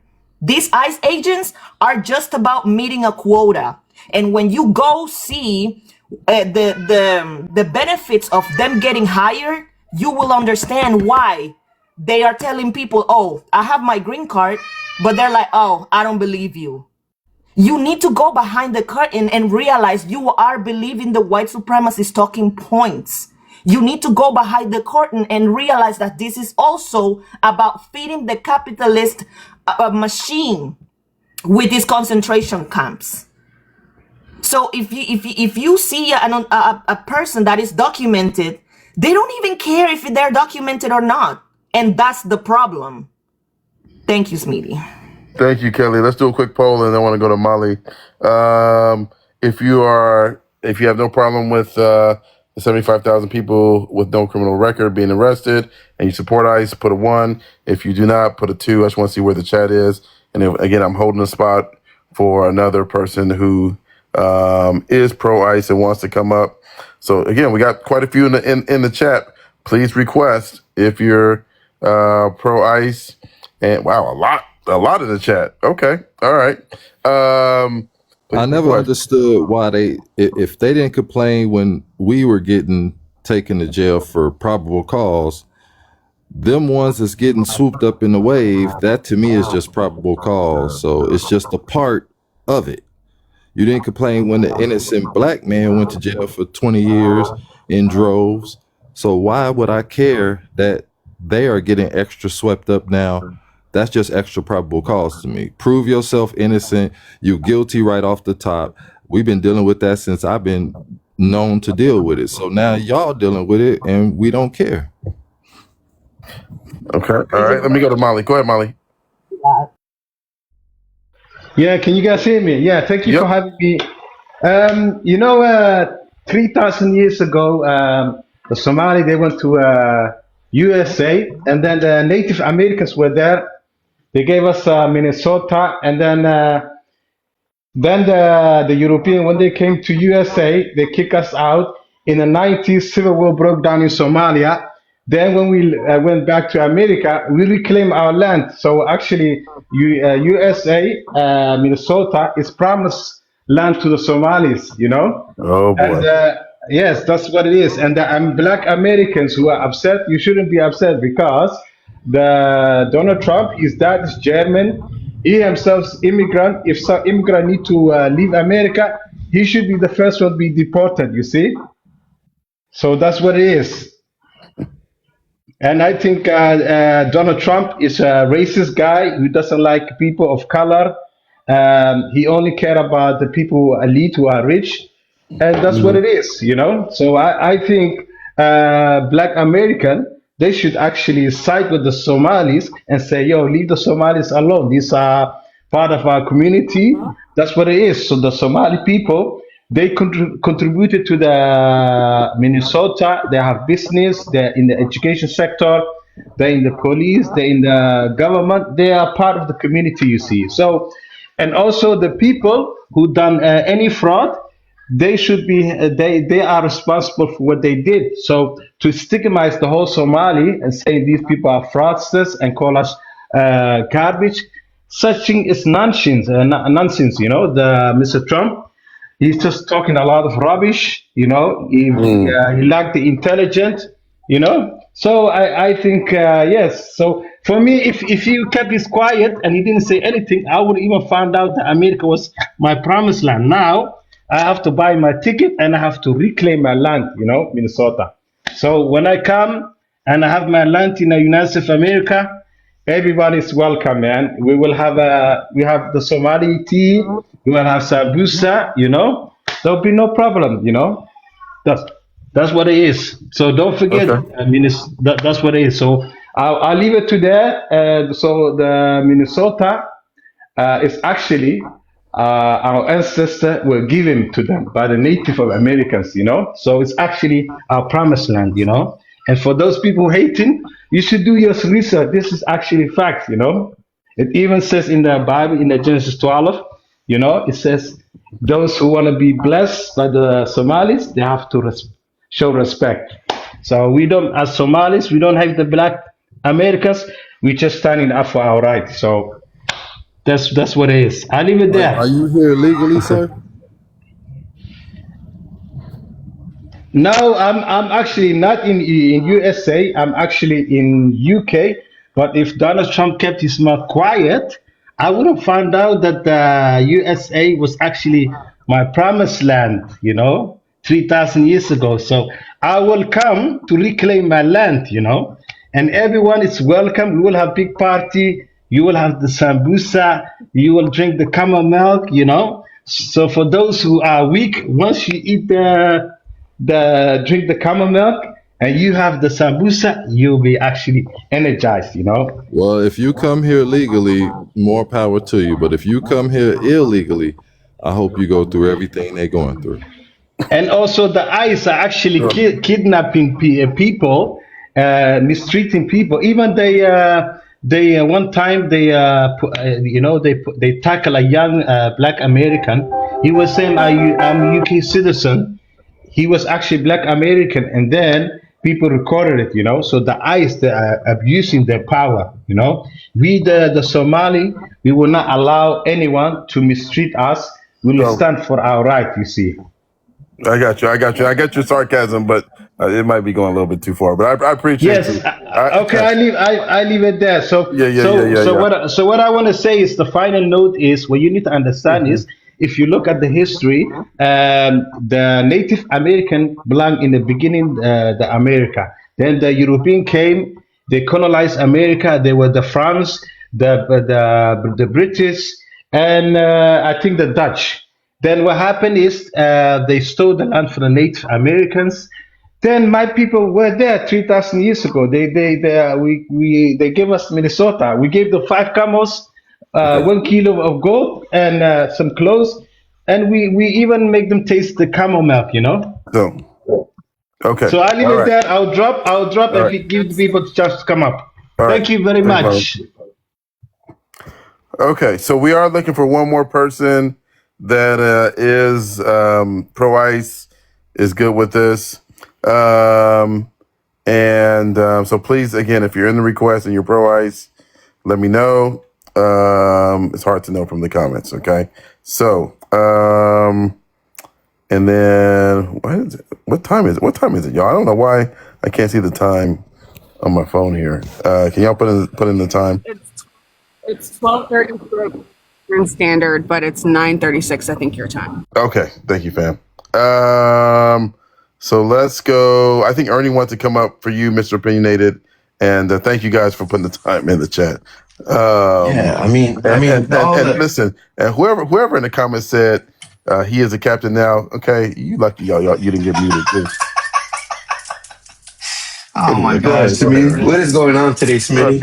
I'll tell you, these comments today, oh my God. Oh my God. All I gotta say is, for Mr. Opinionated, you have no idea what it's like to be an immigrant in this country because I'm the son of an immigrant. My father has been here for almost 50 years plus. And, for all you people that say do it the right way, it took my parents almost 35 years just to get citizenship in this country. And thousands of dollars. And, to be honest with you, my parents probably know the Constitution more than any of us Americans do, right? Because they have to learn that. They have to go through all this tests, and they pass the test and everything. But the problem that I have, Smitty, is that when people like him come up on these panels, they fail to realize how many undocumented immigrants have served in our country and have been disrespected after serving our country. Right?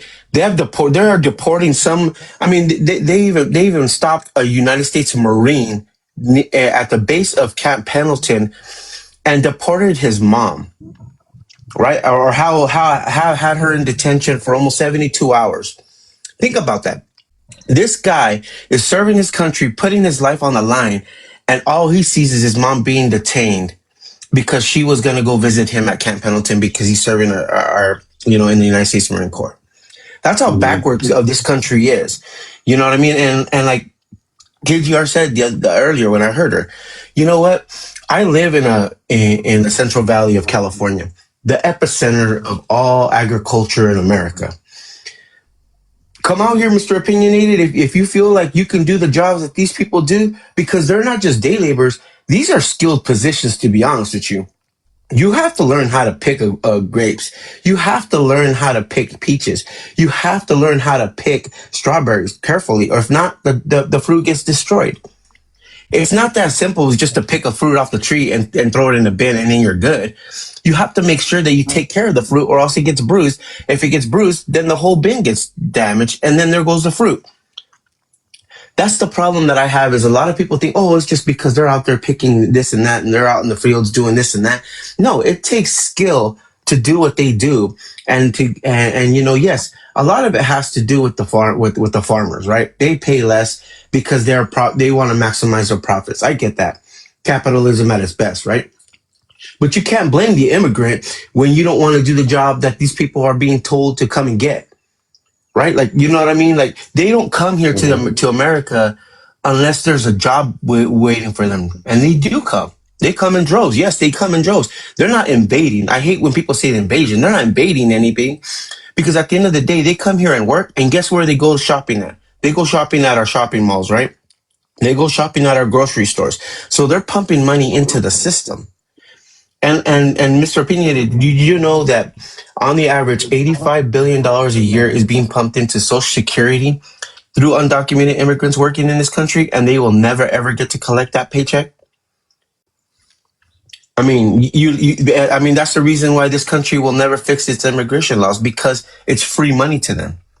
It's free tax money that's being pumped into the system that they don't want to lose, that they don't want to, afford, they can't afford to lose.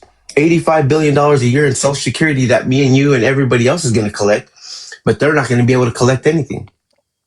At the end of the day, they can't file taxes at the end of the day. So what? The government gets to pocket that tax money that they made all year long? Yes, we should. You're here illegally. You're breaking the law. It's a civil matter. Yeah, sir, it's you know what? It's like KG said, it's a misdemeanor. It's like jaywalking across the street, bro. It's not a felony. It's a freaking no. It's I get that, but it's still a misdemeanor. You're acting like it's a felony. Real quick, y'all. Let me bring in Tyson. Tyson, what are your thoughts on ICE and the 75,000 people with no criminal record? What do you think? I think that's no criminal record. You became a criminal when you crossed that border. So I don't believe in a no criminal record joint. And I don't see what no problem is with going back home. What's the pushback? What's the problem? 75,000? It could be more. I think it should be more. But hey, who am I to say? All I know is we need to get back to America because this is turning into Somalia. We need to get back to America, bro. I hate to say it. It's turning into Asia. It's turning into Europe, Russia, whatever you want to call it. We need to get back to America. Because they say it's a big, what they call it? So, a gumbo pot or whatever they call it. Melting pot. A melting pot, yeah. But okay. Go ahead, bro. Go ahead. No. I'm gonna go ahead, KGR. Let's do this. I'm sure they want to respond to you. So Tyson, if you don't mind, when you're not speaking, if you could just mute so we can, we don't get an echo. I mean, I have my own thoughts, but KGR, I have a feeling you're gonna say probably 10 times better what I'm thinking. So go ahead, fam. Yeah, let's get back to America. The basis of America was the enslavement of Black people and the, annihilation of indigenous people. Okay, yeah, let's get back to that America where your Black ass was 3/5 of a person, where your Black ass was not legally allowed to own property without permission of 8 by 11, where originally you were here just to work.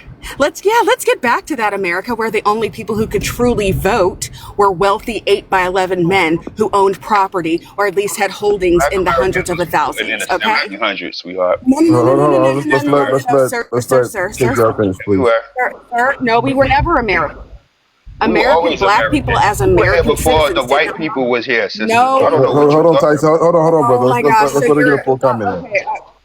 Let's let her get a full comment in. Go ahead. Okay, so I have a problem with you Negropeans. First and foremost, Black people having come here, intermingled, did trade with indigenous groups is not the same as us being native to this country, which is very different. And no matter what, sir, your pretendian ass was still not considered a citizen here. You were never a citizen. not until the 14th Amendment was passed. So I don't know why you sit here and you're trying to act as though, oh, we need to get back to... Original America did not consider black people as anything other than slaves, than property. So you want to get back to that America? Oh, I know. The 1950s America, where black men were being strange fruited and black women and black children were being strange fruited on a regular basis so bad that, again, it caused international upheaval. Oh, I know what America you want to get back to. When black people were it was illegal for us to read. I know that. That is so America. But you want to be what America are you talking about? At no point in time in this country have black folk ever been given any skosh or inclusion within this American dream that was specifically for Anglo-Saxon white tea Protestant males. And I don't understand how you're going to sit there and talk about put America first. We ain't American, nigga. We are black. And they don't care about us. Why do you not no fucking nigga? Watch your mouth, bro.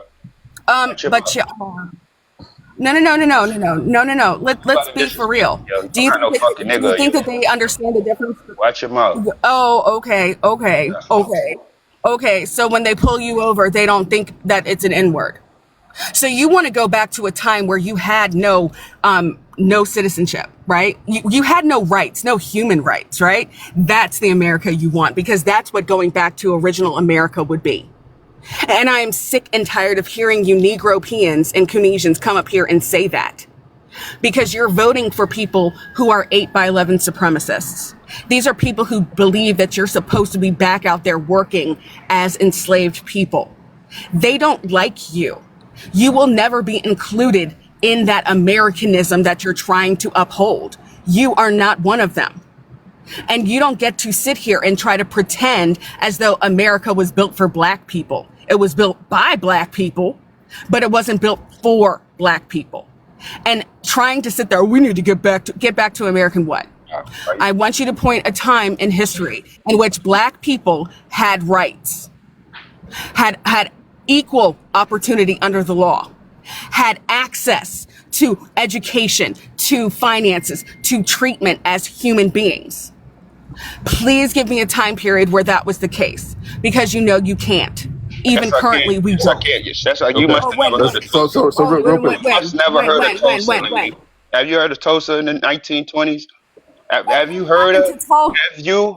And what happened to Tulsa, my dude?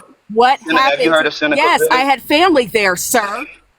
Sir, and what happened to Seneca Village? We know. We all know what this happened is the part to it. that you all keep You asked me forgetting. to name something, and I named Yeah, something. because and why weren't they ever compensated? Okay, and why weren't they ever chill. compensated? Because Let me say this black one thing people real did quick. not have equal protection under the law. Let me say this You one don't thing. get to sit there and act like, oh well, yeah, we built it, Hold on, but hold they on, had yo. the legal right to burn it to the ground and not compensate us. That's because we didn't have a military. If we had a military, that wouldn't have never happened. That's all we needed was a military. We can't have a military inside of our country. That would be an act, sir. Listen, ma'am, That ma'am, would let me mean that just we say would this have one to be thing. recognized as a. Let me just say this. I'm not trying to Oh argue my with God, you. you don't know anything. Why are they so Go combative? ahead. Tyson, you want to say something? Go ahead. God damn, it's a whole headache talking to them. I just don't know why they so combative. And it ain't nothing. No, they are soldiers for white supremacy. This lady is a soldier for white supremacy. That's all she is. Let's keep it a buck. We are not immigrants over here. Black Americans are the only people on this land who are not immigrants. Okay, we don't come from Africa. That little out of Africa theory. Can't do that today, y'all. I can't.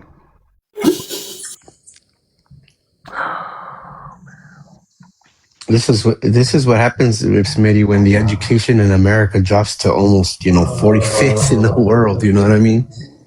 Like people like him don't understand. KG's trying to educate him, but yet he's thinking that she's trying to belittle him, which she's probably, he should be belittled because of the way he speaks. But there's no reason for him to be saying the stuff that he's saying. That's just, that's ridiculous. I mean, listen. Here's how I feel. Okay.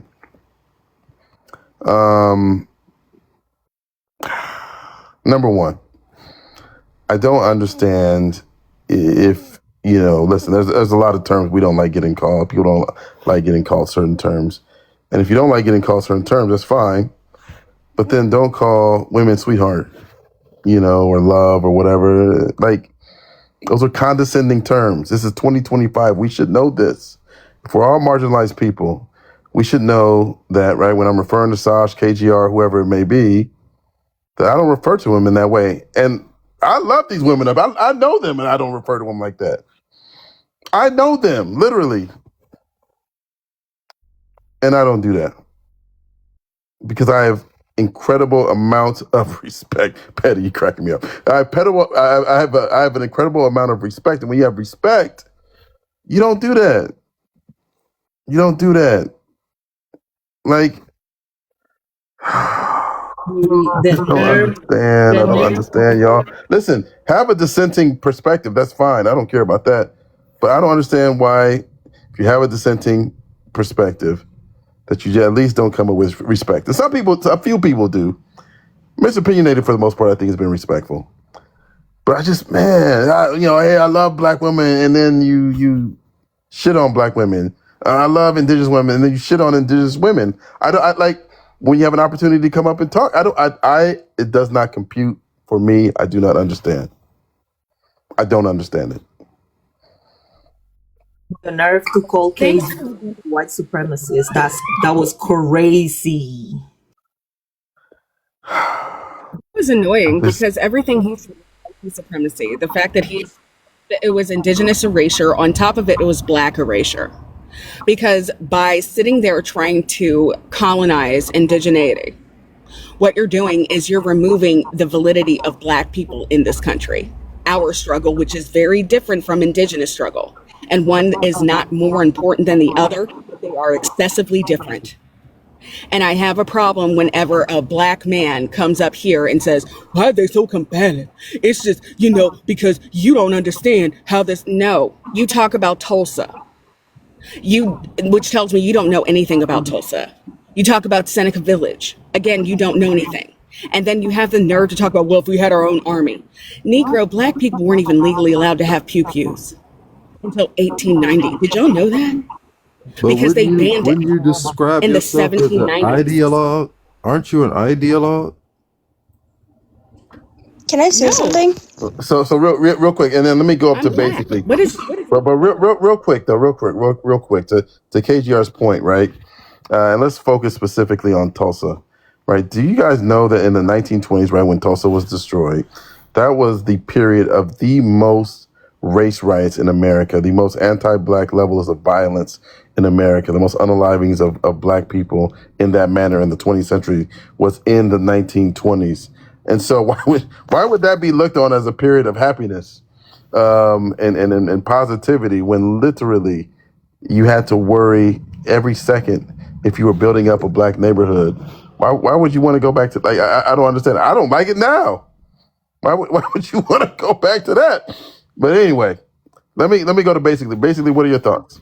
Okay, so I'm just wondering how you're saying that, all the immigrants need to leave and stuff. But like white people were immigrants. Everyone's an immigrant.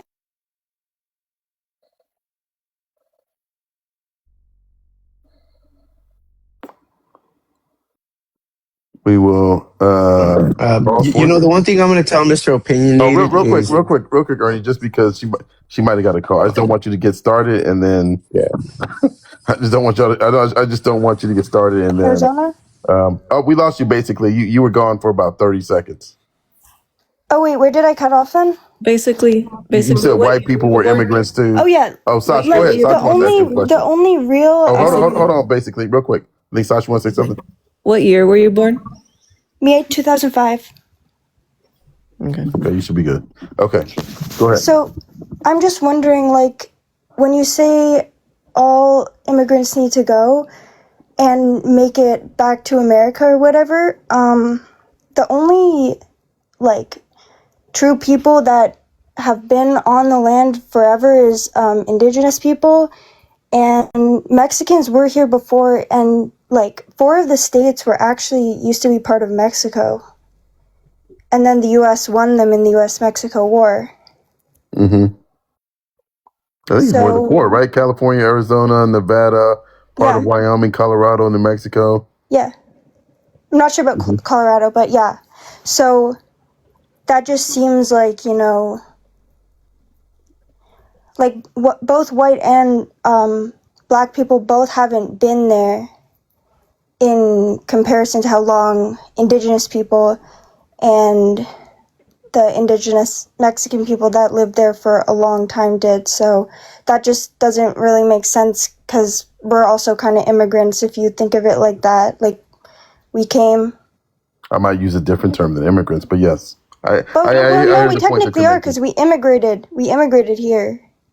And we took land that wasn't belonged to us. I mean, mostly white people did that, and then Not mostly, just. like the colonizing part. It wasn't But just white people. Black people weren't immigrants, though, sweetie. We were forced here. no, I know that. That's what I It doesn't meant. work. Yeah, but still, like, black people also came after in comparison, even if though they did not, they were forced. But just like the indigenous and the Mm-hmm. Mexican population was there first overall, like indigenous to the land. So I don't see how, where are they supposed to go and they're kind of there first. It doesn't. Mm-hmm. Are we Yeah, not living is in that directed to Mr. Opinionated, by the 2025? way? Is that who you came up to speak to, basically? Are we not living in Who am I speaking 2025? to? I don't know, just anybody. Oh, okay. I thought you came up to address what he was. You were just making that point in general. Okay. Okay. Yeah. Go I ahead, mean, Mr. we Opinionated. living Go ahead. under the laws of 2025, or are we not? You see, there's a problem. And what immigration laws has been changed in 2025, sir? That's what we're trying to tell you. This administration hasn't even changed any laws, basically. All he has done is just said that English now is the new language spoke. Like, he hasn't really changed anything. He's trying to get laws within the Supreme Court so he can change them. But right now, everything he's doing about immigration so far has been shown unconstitutional. No, I know that it's So awful. real quick, I do not support that guy.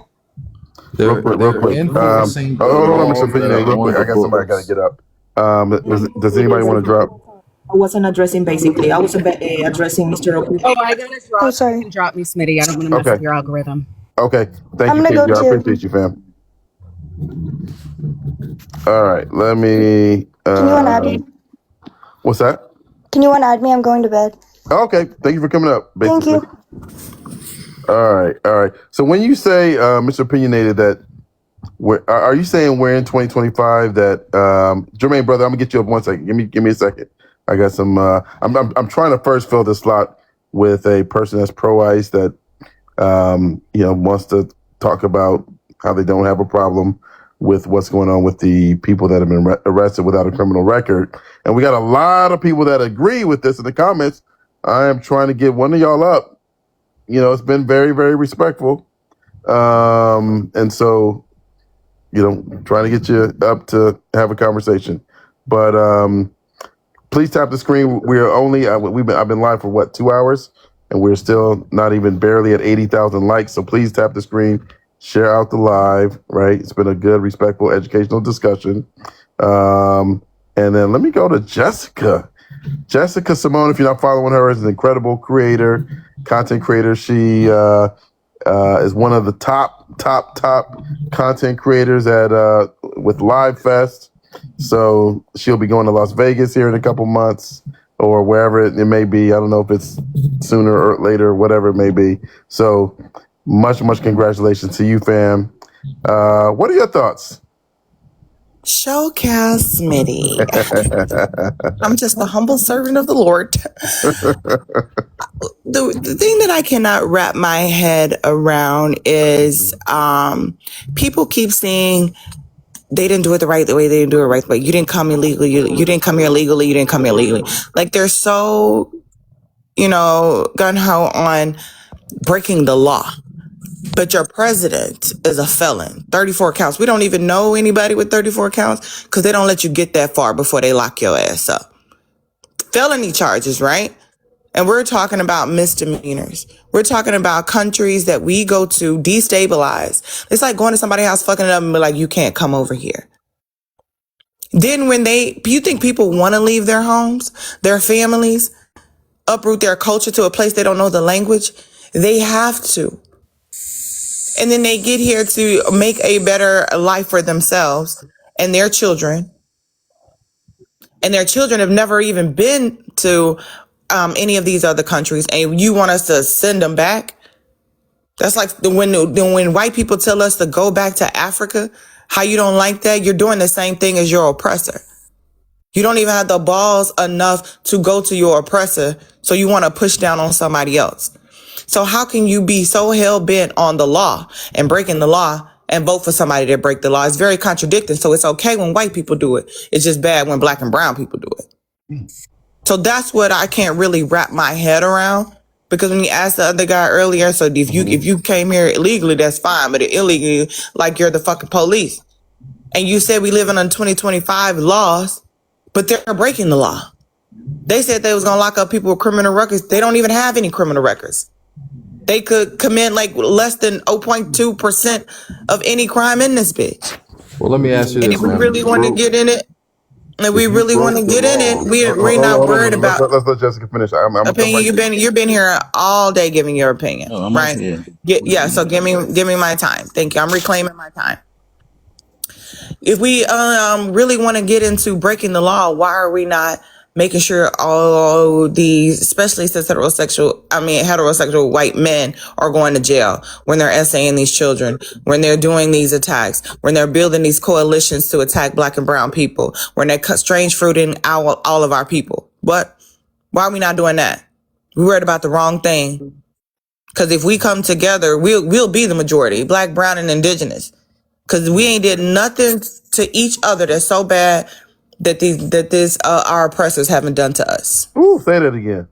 Okay, we have not done anything to each other that's worse than what the oppressors have done to us. Everything we argue about stems from white supremacy, stems from colonization, stems from our oppressor. We can get over that shit. If the Bloods and Crips can come together on a stage with Kendrick Lamar, ain't no way we can't get over this shit. Ooh, you cooking. Mr. Opinionated, your response, and then we'll go to Gems. Seem to be bypassing the actual fact that the law on the books, when you have a misdemeanor, you are a criminal. So now they do have a criminal record. You broke a law. I don't understand what part of that fact is always not talked about as the initiation of the whole situation. So yes, if you here illegally, you've already broken the law. So if I pick you up and put you in jail, where do I let you back out at? You're here illegally. Please explain me that process. Why don't you have that same energy for the president? He is a criminal, right? Why don't you have that same energy for him?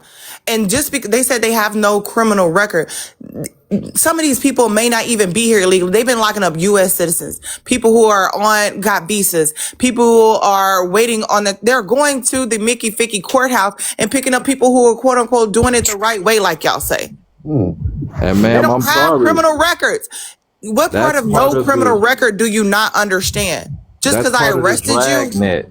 That's part of the dragnet that happens when things like black men were innocent and nobody, no race of people spoke to us and said, hey, all them black people innocent, they go to jail and have horrible things happen to them.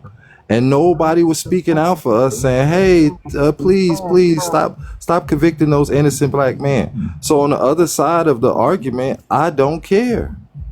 Sir, Latinos didn't do that to black people. It was white men. Yes, they did, ma'am. They just did that a while ago. The white supremacist government who Okay, did hold on, that. y'all. Let's go one at a time. Let's go one at a time. Go ahead, Kelly. Go ahead, Kelly. Make your point. Go ahead. It just sounds like he wants somebody to blame for, the transgressions against black people in America. And I'm sorry, not that I want to attack him, but you can't conflict those two things because Latinos don't have a means to oppress other people here in America. So what do you Ma'am, like? It's weird. Like Jessica keeps saying, he goes at Latinos because we are here, you know, quote unquote illegally. But he doesn't have the same energy for white people who are oppressing black people in America. ma'am, when in Chicago, when them young black males was getting unalive in abundances, y'all was telling us that's y'all issue, deal with it, and we was crying out. Nobody came to our side and argued with us. And now since you all have this immigration issue, y'all calling out, and you have naive black people going to stand by your side. But where were you at when it was our issues? We've had our issues for hundreds of years. I've never seen you guys standing next to us speaking loud about our issues. It's So always it's not. just So us. it's not really about the law for you. It's not Yes, really it about the is. If the law. law affects you just as it affected us when we were But the standing Hold law. on. on, hold on, hold on. You talk about the people in Chicago. You talking about the gang violence, black on black crime? Is that what you talking about? I'm talking about, You talking about some street shit opposed to some government shit? ma'am, I'm talking about some reality, What? No. What? factual, When you talk about actual the black things that people, happen. what black people you talk? What was happening in Chicago when black people All were the getting killed when they were unalive by having who? 800, when they were having 800 unalivings per year, and we were By speaking who? By who? about. Can I speak or not? Just Go by ahead, who? go ahead, Mr. Minion. Go ahead. My Go ahead. bad. Go ahead. Go ahead. No, you good. You When they good. were You good. having 800 plus unaliving of young black males in the city, no matter if it was black on black, as you say, we cried out as a national voice. Nobody came to our aid. All right. Now, their national issue is immigration. Why should I come to their aid? I don't care. They didn't care. If the But law affects them, take them back. but Just as the older or elder black folks has started saying, hey, if you're doing the crime, you should get all the time. There was a time they said, oh, y'all messing with us. But now we know for sure that you doing this crime, get all the time, but keep the innocent ones to zero. And that became our argument. So let me come in, and then I want to go to argument, Gems. But here, let's keep it real. but in the same city that you're referencing, Mr. Opinionated, in Chicago, ICE did a raid, right, looking for supposedly for Tren de Aragua, right, and had black kids in zip ties, had black women in zip ties, and then you know we talk about what Donald Trump has said about Haitian immigrants, right, and all of the nasty rhetoric that he said about them, and then what do Afro Latinos and Latinas do, like Kelly, that are black and Latino? Like what like if you're saying that, hey, I'm not worried about immigration because it impacts this community or that community, it impacts black people. Like there is no let me finish. There is no arm of the government that was not created to marginalize, you know, to not marginalize black people.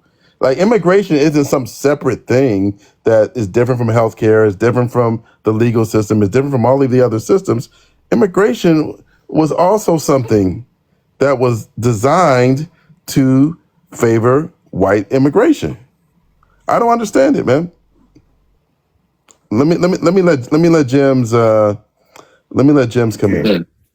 A nice panel. This is one of the better panels because I like to just deal with facts. I know a lot of people like to say that, but I'll give you guys references. Okay, and there's certain terms that I don't use because I use my words. Words are incredibly important when you study law and geography and etymology. So I like to say I'm of the soil. I don't use legal code terminology. Okay. So the gentleman mentioned there's been the Weather Underground that helped the Black Panthers. There have been Latino groups. There was a Puerto Rican, activist group, and I'm trying to bring it up on my screen right now, that did help the Black Panthers. The Black Panthers, Stokely Carmichael was Trinidadian. But back to this topic. It says ICE has arrested 75,000 people with no criminal records. In order to have a criminal record, when you go into court, you have to cause an injury and have an intent to cause injury to be considered criminal. There's civil and criminal. So first you have to understand that. When you understand that someone had an intended criminal action or they wanted to cause injury, you stand in front of a referee or a magistrate or a judge, they're trying to find that if they're working from a good ethical standpoint. So these people that's being grabbed just for entering, like the other man that was here that talked about empirics, he was correct in the context of law. Now, you're speaking from a place of feelings and conflating facts. Now, if we go into geography, and I've traveled a lot, and it's not about just traveling, it's about really researching. America is larger than 50 states. A lot of people don't know this. You have to look at international law to understand this. That's why South America, that's why it says the United States of America. The city of New York, where I reside, the city of New York doesn't mean it's all of New York. It's 5 boroughs. You have Utica, you have Schenectady, you have Rochester, you have Albany. Those are part of New York State. So the city of New York is not all of them. So America is actually bigger than 50 states. But you have to do real due diligence to know that. And you got to research that. So Central America, South America, or the Americas, which is America. But you have to research it. I can give you the reference points too. You could go to Cornell EDU Law, you go to international law and study that. Now, moving forward, America has been the government has been in a lot of countries destabilizing it, right? I've been pasting in the chat. So a lot of immigrants try to leave these places to come to find a better life. Now, maybe common sense would state if the government, amongst other governments as well, weren't in other less economical situated countries, people probably wouldn't come to the 50 states for a better life. You got to also look at it from that perspective too, because the U.S. government is factual, has been in other countries destabilizing it. This is lawful fact. This is easily verifiable fact. So you got to take that into consideration too, but you didn't. Now, if you want to go into the identity part, because I love studying identity more than anything, if you go into the tribal level of people, when you say a certain Caribbean people or whatever shouldn't be here, like Haitian, you're from Gary, Indiana. I listened carefully. You said you were in Gary, Indiana, which is close to Chicago. Chicago has a statue of a Haitian in Chicago that discovered Haiti, although there was indigenous people there of the soil, right? That's correct. You're from Gary, Indiana. I've been to Gary, been to Chicago. Gary's not too far from there. The statue is there. You need to go visit that. Now, correct what other people are saying. When it comes to Trump, he hasn't said anything much about European descendants. And I don't say white, I don't say black, because if you look in law text and you go before 1681, no one globally was called a legal color code. That's why in reparations, people don't get reparations if you identify as a legal color code. Japan got it because they identified by a nation state. Germany got it because they identified by a nation state. We can go through the actual facts on that. It's 100% factual. All right. Now moving forward, if you go to Gullah Geechee, South Carolina, and the people there are linked to Barbados, although other indigenous people were there too. So that's Caribbean folk that's in the Gullah Geechee, South Carolina area. That's why they speak with that twang when you go to certain parts. When you really study, when you really go in depth. In the so-called Latino, I don't like to use Latino. I mean, that's a new term. It's just different tribal people, whether it's Taino, Arawak, Carib. There's a whole bunch of tribes, right? They just speak a tongue that's different. When you travel through the Latino, so-called Latino countries, those are different tribes, and they were invaded, just like other places were invaded by the English, the Spanish, the French. So what they did is erase a lot of knowledge to keep you confused. But circling back to the topic at hand, the topic, Trump himself is German. His wife is from Eastern Europe, right? They are of immigrant descendants. They're not from the indigenous soil. So it's highly hypocritical for him to be carrying what he's carrying. But I suspect, even though I don't like him, there's other people that he answered to. And it's been made evident in the news. I'm not going to say who those people are. I think everybody know what this place is because we give $14 billion to them annually. And it's been going on since 1940. And I'm not going to say what this place is, this country is, because, you know, I think they own part of this app. So he doesn't say anything about those. He doesn't say about the other countries. He doesn't state anything. So there's a heavy bias in that. But I noticed that a lot of people that was for the deportation and talk about the process, like 2 other individuals mentioned, didn't bring up that point. I didn't bring up about what's the Eastern Europeans that come up, or the Dutch, because they're not really South African. They're Dutch that comes into the actual Americas. They're not being deported. You didn't bring that point up too. Right? That's kind of hypocritical. So I really wanted to bring up that point. It's highly, I'm not being, life is a constant learning process, but it's important for people to really study world culture because it connects to this culture, law. Everyone should know. You don't have to be an attorney to learn law. I got one question. Yeah, real quick, jump, just because like if you go too long, he's not gonna be able to. Sure. Go ahead. Yeah. Let's let him respond. Just one question, sir. This is why I have a problem with your facts. Okay. A misdemeanor is a criminal offense. It is not a civil offense. That is a fact. And when somebody comes on here saying they know law and you don't agree with that, when that's clearly in writing, a misdemeanor is a criminal offense. So by the law, 8 USC 1325, if they get picked up for a misdemeanor, that's a criminal offense. So now you have what's called in America a criminal record. So now you're a criminal. So yes, I should pick you up and deport you back because you are a criminal and we need less criminals in America. All right, let's do this. Okay, hold on a second, Mr. Opinion. So real quick, y'all. Let me. Yeah. Hold on. So let's let. I think Ernie wants to respond to that, and then Kelly, I gotta let you go. I was gonna respond, man. Sorry. Yeah. I got you. I'm gonna keep you up, but let me. Here, let's do this, Kelly. Since I'm gonna let you go, why don't you, if you want to respond to that, or if you whatever you want to say, and then I'll cycle. Yep. Thank Go ahead. you, Smitty. Well, yeah, we keep circling back to the same old point. We can see that there is, there is little to no talking points with Mr. Opinionated. Like it's been explained by several smarter, intelligent people here. And he keeps bringing up the misdemeanor being it's not a criminal offense. It is a civil offense. But hey, another thing I just want to say before I leave is stop believing white supremacy. Stop believing white supremacy. Black and brown union or voting block is going to happen whether you like it or not. And that's what I believe in. I love you, Smitty. I love everybody. Love you, fam.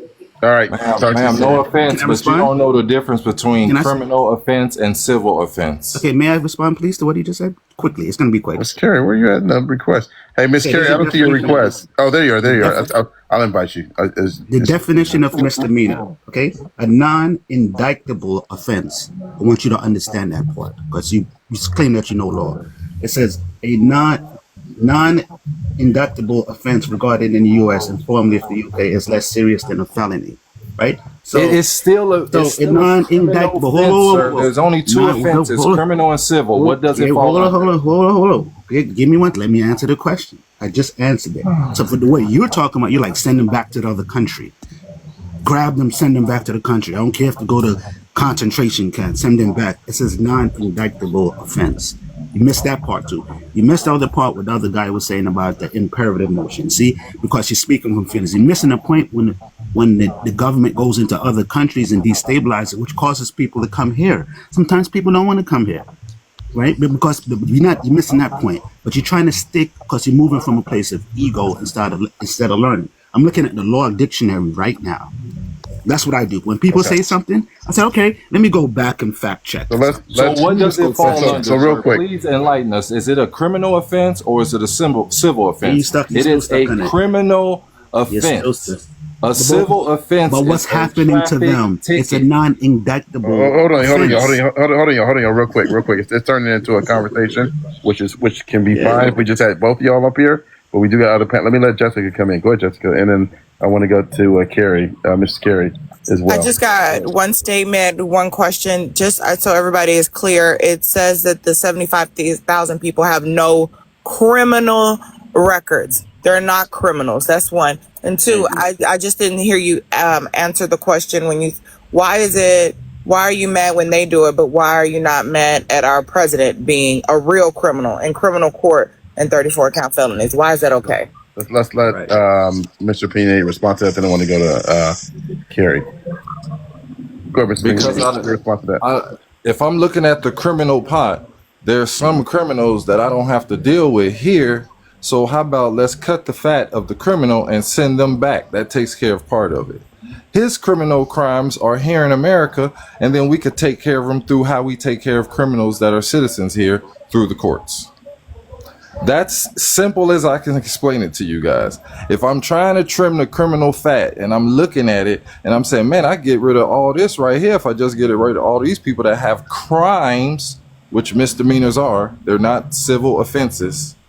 And then If these people have felonies, we could take care of that through the courts because they have rights as a citizen here. And that's just facts. Okay, So let's do vote this. for the criminal. Vote for the Let's- criminal let's- here in the States and then get rid of everybody else that just has misdemeanors. No, I'm saying the crime here is going to be crime, but these people, the crime is contributing to my containment of where I live at. And I could trim this part very easily by saying they don't belong here.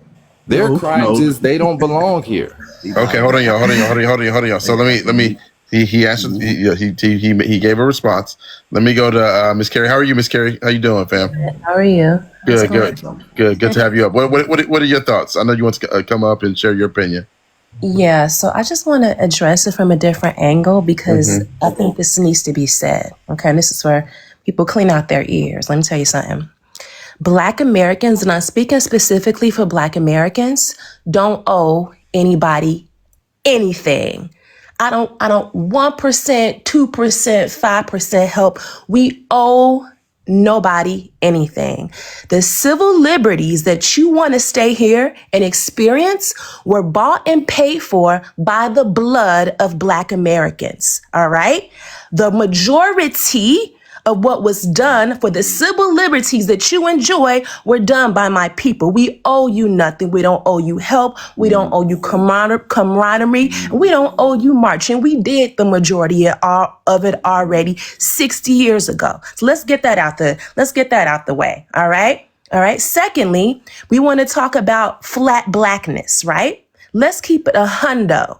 Okay? Just because somebody is Black doesn't mean they have the same mentality of Black Americans that are already here. And that's been proven. I can pull you up a video, a audio, and a recording of a mayor who is, I think, Jamaican and Panamanian, who said that he will vote down reparations because his Panamanian and Jamaican parents are not going to get it. He says, yes, we deserve it, but I'm not going to vote for it because my people ain't going to get it. So this whole thing of that we should all come together because we Black and you're for us because we Black has not proven to be true because we've had people undermine us who are racially Black in politics. They're just not Black American. So let's cut to what the real issue is. Secondly, for the immigrants, I'm talking. Hold on, Jim. Listen, and then for the immigrants who are not Black, there's been an issue of anti-Blackness in their community, and I'm not willing to come together with any community that is anti-Black and anti-Black American. For example, on the West Coast, which is where I live now, our communities, and this is what I'm talking about from years ago, all right? Our communities were being firebombed by people from the Mexican community when we moved into their neighborhoods. I can pull up the clips, and maybe during this time I can do that. I can pull up the clips of everything. And there was just a news report, I think in 2014, of Mexicans targeting Black people that were in their neighborhoods for racial issues. So miss me with all this Black and brown unity crap when a lot of the quote unquote browns are anti-Black and they're trying to use us for our labor and they don't want to deal with the anti-Blackness first. We don't owe anybody anything. All right. Okay. So that needs to be clear. You cannot shame Black Americans for not wanting to get involved with people that are not for our people. All right. That needs to be said. We don't owe you anything. I don't owe you nothing. I'm fully Black American, both sides. I owe nobody nothing. So I'm gonna land it right there for right now. Because hold on. Respectfully, with the Louisiana Purchase and the Haitian Revolution, I'm gonna give. Hold on, Jim. We hold on, Midwest due to the Haitian Revolution. All right, go ahead. All right, hold on. Listen, when the host is speaking, please respect the host. Okay, number one. Number two, right? Okay, I don't know what this is. Well, I do know what it is. Fellas, we got to stop interrupting Black women and women of color when they're speaking. Okay, it's a damn epidemic on this app. Let's just stop it. I don't care who the Black woman is. I don't care what the opinion of the Black woman is. That's irrelevant to me. Okay, and women of color. Let's stop doing it, y'all. It seems to only go one way. Let's stop doing it. All right, let me go. I think, Ernie, you've gone the longest. Go ahead, Ernie. I mean, at the end of the day, Smitty, you know where I come from, right? You know, I'm a son of an immigrant farmer. You know, my dad's been here for 50 years plus working in the fields, you know, just doing his job. He never complained, never said anything. You know, the other day he just came up and talked to me and said, you know, after 50 years of our people doing the jobs that nobody really wants to do, you know, they come after us at work, right? Like they go to the Home Depots, they go to the courthouses where people are actually trying to do the right thing and get their paperwork done. They're going to the schools where they're picking up their kids from school. They're going to their actual place of businesses or actually place of employment and getting them there. So how are they criminal when they are actually working for the American public? Because let's be honest, let's keep it a buck. If these immigrants weren't coming over from over the border to work these jobs that we don't want to work, I mean, they're working in hospitality, they're working in manufacturing, they're working in construction, they're working the jobs that I worked for 20 years that I don't want to do anymore. I'm a son, like I said, I'm a son of an immigrant. Though that's the reason I joined the United States Marine Corps, because I wanted to better myself. I didn't want to be stuck in that loop of me working in the fields, right? Like I wanted to do something better for my life, and my parents wanted that for me. And I hate that Mr. Opinionated keeps saying it's a criminal offense. It's a misdemeanor. When have you ever seen somebody go to jail for a misdemeanor? Never. You pay a fine for a misdemeanor. So if I get a misdemeanor, if I get caught jaywalking across the street, all they're going to do is give me a fine. I go to a civil court, right, and pay the fine. I don't go to a criminal court and get convicted of jaywalking. I just have to go and pay a fine. But yeah, like everybody else says, what about the president? He has 34, felonies. They're not misdemeanors, they're felonies. And yet we're allowing a felon to run our country. But yet these people that have no criminal records, 75,000 have no criminal records, have never been in trouble with the law. And I'm going to tell you, Mr. Opinionated, I live in an immigrant city. I mean, it's probably 60%, 70% immigrants in here. And they are the quietest. They don't say nothing to nobody. They keep to themselves. They let their kids go to school. They go to work. They mind their own business. Why? Because they don't want to be seen. They don't want to be heard. They don't want to be seen. They just want to work. They want to provide for their families. And that's all they want to do for this country. Yep. Right? So, and at the end of the day, they pay $97 billion in taxes a year, right? $85 billion in Social Security that you're going to be able to collect, but they're never, ever going to touch. And at the end of the year, when taxes come around and we have to file taxes, they can't file taxes. So what happens? The government gets to keep that money. So you tell me who is breaking the law and who is using these people for their own personal gain. Okay, but that's what you don't understand. So real quick, Ernie, I gotta let you go, brother. Thank you, man. It's always good to see you, bro. All right, so we're gonna let Ernie go. Thank you. We're gonna go to Jessica, but I would like to be fair. I would like someone to address Miss Carey's point around what Black people have done in this country, and feeling like, hey, is anybody going to support us? We've supported everybody. So let me let Jessica wants to come in. Go ahead, Jessica. Okay, yeah, I did want to talk about that specifically. Like I said earlier, all of the issues we have come from white supremacy. The blood that was spilled and we built this country on was from the blood that was shed from white people. That is our problem. Even the anti-blackness in any of the other communities comes from the oppression and the propaganda from white people. Also too, we also have anti-blackness in our own community. My thing is, yeah, you may not you feel like you don't owe anybody anything, and you are validating your feelings, right?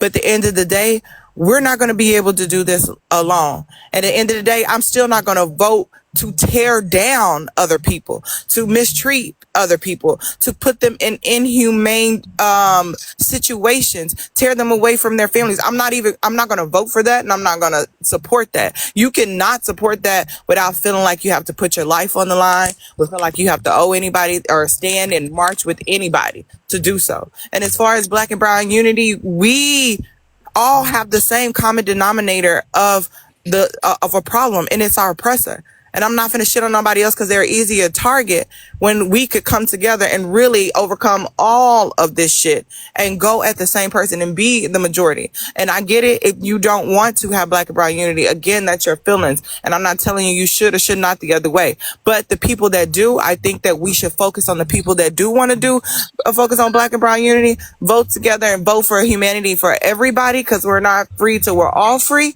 And the people who don't want to be in community, that's fine. We just don't even focus on that. Don't give it attention. We don't have to argue about it. And really focus on building together. That's what I want to say on that. Okay. Thank you, Jess. Ms. Carey, you want to respond to that? If you'd like, you don't have to, but if you'd like, I want to give you an opportunity. Yeah, I'll respond to it. So I'm going to say this. Immigration has never benefited the Black American community. All right. A lot of times what they do is they put them in our neighborhoods and then they push us out of our neighborhoods and practice anti-Black discrimination. There's a lawsuit going on presently in Houston in a college, and I can pull the clip, maybe my stuff I set up now, but of Black people suing the people at the school who are Hispanic because emails got leaked because they told them that they're not going to give preferential treatment to hiring Hispanic people and putting Hispanic people on board and firing the Black ones. They're going through a lawsuit now in Houston. There was offered this African dude, shout out to him, that came on here. He owns a construction company. And he said, let me tell you what's going on. The Hispanic Hispanic people, I'll hire Black Americans and I'll hire everybody. And then what is happening is the Hispanic dudes are coming to me because they think I'm an immigrant too, and they think I'm gonna sell out the Black American. They say no. Why don't you I'm using stereotypical names. Why don't you fire Tyrone and Hakeem and them, and I'll bring Jose and Juan on. They lazy. They don't want to do anything. I got some man for you. Fire them out. An African exposed them. So let's not pretend that they're not doing this systematically. No, they can't oppress us because Hispanics don't have the power in the United States to oppress us. But when they do get in power and their numbers do get up, they do practice systematic racism against Black people. So let's not sugarcoat that or act like that's not what's going on. They're just not majority in power to do it. But when they do it, they do practice that against us.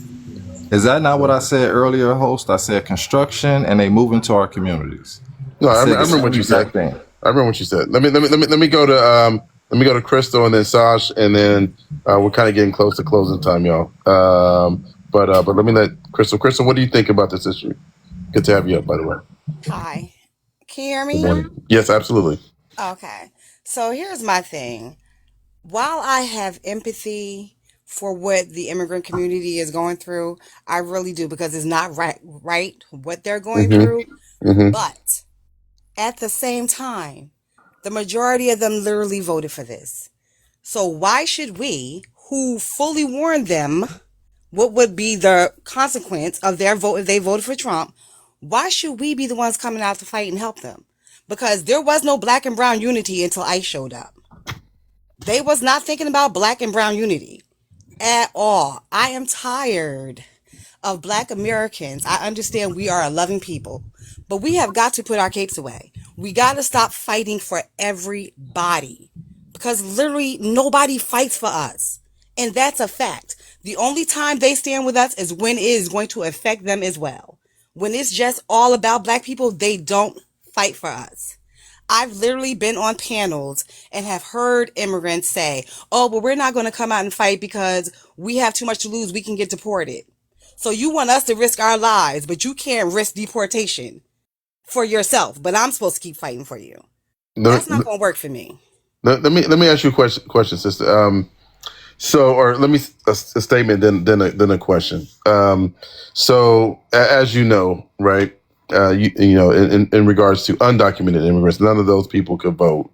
And then I guess the other thing that I would say is that a lot of the data that they've used, in my opinion, is biased from the perspective of they use a lot of data from the Cuban and the Venezuelan communities in Florida, and those communities are highly problematic in terms of anti-Blackness, which I agree with you there.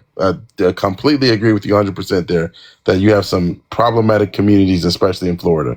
But I feel like, but what has been shown in regards to the Latino community voting has been a overrepresentation of that data. That's number one. Number two, to the point that I made earlier, what do you think about the fact that in many cases, right, you have Donald Trump and his rhetoric around the Haitian community, you have the Somalian community, you have the black folks, American black folks in Chicago that were zip tied and taken out of their homes at 2-3 a.m. Supposedly because ICE was looking for Tren de Aragua, and they couldn't find any of them, but they want to zip tie black women and children. And so I guess what I'm saying is, isn't this our issue as well, given that it's black people being affected? And then I want to go to Sash. What do you think about that, sister? I'm going to say no, it's still not ours, because here's the thing. Again, my thing is, who put us in this situation? If there was true black and brown unity at them polls, we would have Kamala as the president. So none of this would even be happening. Like, let's be honest. And then I'm in Jersey, and I can tell you, over here in Jersey, they almost flipped Jersey to red. Like, it's insane. No, like, I just cannot. Again, do I think it's wrong how they're being treated? Absolutely. It's not right. It's absolutely not right. But I feel like we have to stop being Captain America for everybody. This is a lesson they strongly need to learn so that we don't find ourselves back in this predicament. If we come out and help and everybody's help, you've not suffered enough. You need to suffer more so that you understand the rights that black people fought for in this country, that you so easily was willing to just piss away. Why? Because you didn't fight for it. So now it's your turn to fight for it. You need to understand that it is a fight, that nothing came easy to black Americans. Our ancestors, and when we say ancestors, I mean my parents, because I'm in my 50s. So those was my parents and my grandparents out there fighting. And they're still alive. They fought for all these things. So you need to understand that nothing came easy. We fought for it. So now it's your turn. Since you want to piss it away, go out there and fight for it like we did. And that way you'll appreciate it. And the next time you will vote accordingly. Okay. Let me go to Sash, and then Sash fam, I gotta let you go. I want to get up another black voice. I think this discussion should be a black panel. So I want to get, but I want to let you have your final as always. Go ahead, fam. Absolutely, I understand. I'm just gonna leave on one point. I had made a video stating my opinion at the beginning of this horrible election, saying that there's one thing that I'm not gonna do, and that's pit marginalized people against each other for to uplift white supremacy. Right? That's not what I want to do. That's kind of like I feel like what's happening right now. And I don't want to do that, right? So I completely understand if you want to drop me on that note. Showing your facts. I just want to leave with everybody understanding that I completely understand where Miss Carrie and Crystal are coming from with their frustrations in the Latino indigenous communities, because there are there is anti-blackness in our communities. And I understand that, but there are also, we have shared traumas, right? Not the same, but shared, right? So I just want to leave on that note. Okay. I'm just showing y'all some facts. No, absolutely. And I like to respond if I can. Yeah. Give me 1 sec. There's somebody that hosts this FBA. That's probably the funnest thing I've seen maybe in 6 months on this app. Let me go to. Give me 1 second, y'all. Give me 1 second. Let me. So can I rebuttal? Yeah, go ahead. Jim's final comment. I just want to show you. And then we'll go to. Mine's get somebody else up. Mine is quick. It's the Library of Congress. It's the actual source. Library of Congress, 1968. The Young Lords Hispanic group, what we now call Hispanic, right? This is the Library of Congress now. So it's an official resource. Okay. So this is Hispanic and what we would say Puerto Ricans with the Black Panthers. You also had Asian groups too. Now it was predominantly Black Panthers. Look, read it for yourselves, because some of y'all just come up here and be talking. I'm showing you. Seeing is believing. Now, challenge me and do the due diligence. That's what I want you to do. Read as I'm reading here. Black Panther Party, this is in 1968, civil rights, people that march with you. This is the Library of Congress. I just want to shut some people up respectfully because some of y'all just be really saying stuff and I know you haven't researched. And then you spread and project your hate. I could go into the Haitian Revolution because the entire Midwest is contingent upon the Haitian Revolution. But if you really care about truth, you will pull up your socks and do the real research. If you really care about truth. If you care about just saying your opinion, you're just going to get out here and project your hate. Haitian Revolution is responsible for the entire Louisiana Purchase, which is the Midwest. That's what I'm going to say with that. But I'm showing you here. I'm just showing you. I'm just showing you. Library of Congress. Go research for yourself. 1968, I'm giving you timelines. The Young Lords Organizational Party, with the Black Panther Party. There's also an Asian group that did it too. And I'll go get that in a little while ago. And the Weather Underground is another group with the Black Panther Party. So what you gonna say now? So this is the actual timeline. So what y'all gonna say now? Y'all gonna say this is not factual, right? Y'all No, gonna I'm come going to against say it? that was the 60s, and what are they doing now? See now, but you said never. So Keyword is I never. would like to respond So to yeah, that. What are real they quick, doing now? real The quick, keyword is real quick. never. Never. Yeah, let's You I said never never. said no hold on, one's y'all, hold Okay, on. now you backtracking. Hold Now you on, I'm not Jim. backtracking. I'm gonna go backtracking. on mute, and now you backtracking. So real quick. I I would like think to. Miss Carey wants to respond, and then I want to Yeah. go to Jermaine. Go ahead. Yeah, so here's the thing. Like per usual, people see what Black Americans are already doing and they try to jump on what we are already doing. Yes, they seen us fighting for our rights. Then they said, oh, well, maybe we should, yeah. And a lot of times they did things for themselves. And the Asians, they came way after we had already started doing Black Panther. They didn't decide, excuse me, I'm still talking. They didn't decide to create an Asian Black Panther Party because there wouldn't have been no Black Panthers. That's why it's called the Black Panthers, right? So we started same thing with the marching. Yeah, there was a couple of people that marched with us after we were already marching. We were already doing the work. We were already yes, it is true. We were already doing the work. We were already fighting. A lot of times people try to latch onto the work that we are already doing and then try to take credit as if the movement wouldn't have happened without them. No, the movement wouldn't have happened without us. And when Fred Hampton was assassinated, can you please mute? Marcus Garvey is Jamaican, just letting you know. Yeah, James, you got to mute when you're not speaking, bro. Please.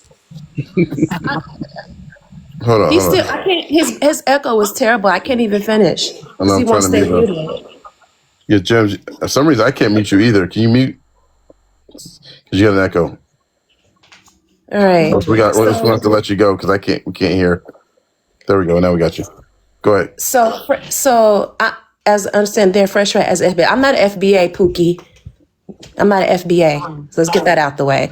Anyways, what happens is people see the fighting, people see the unaliving of Black Americans, and then they kind of want to start marching along with what we're already doing. That did happen with the Black Panthers. We had our own movement. And then I guess, I don't know if, I think Fred Hampton tried to reach out to people and try to see, but you were not doing that in and of yourself, right? Our movements were going to go forward regardless of whether you joined us or not, because we were already doing it. We weren't waiting for people, we're going to fight once we reach out to the Asian community. Absolutely not. We were going to fight regardless. Some wanted to join us and a lot didn't. And so we fought and stood by ourselves the majority of the time. A lot of times you want credit for work you did not do, and you want credit for joining in on things that we were already doing, just like y'all tried to do hip hop, but that's a whole nother conversation. You know what I'm saying?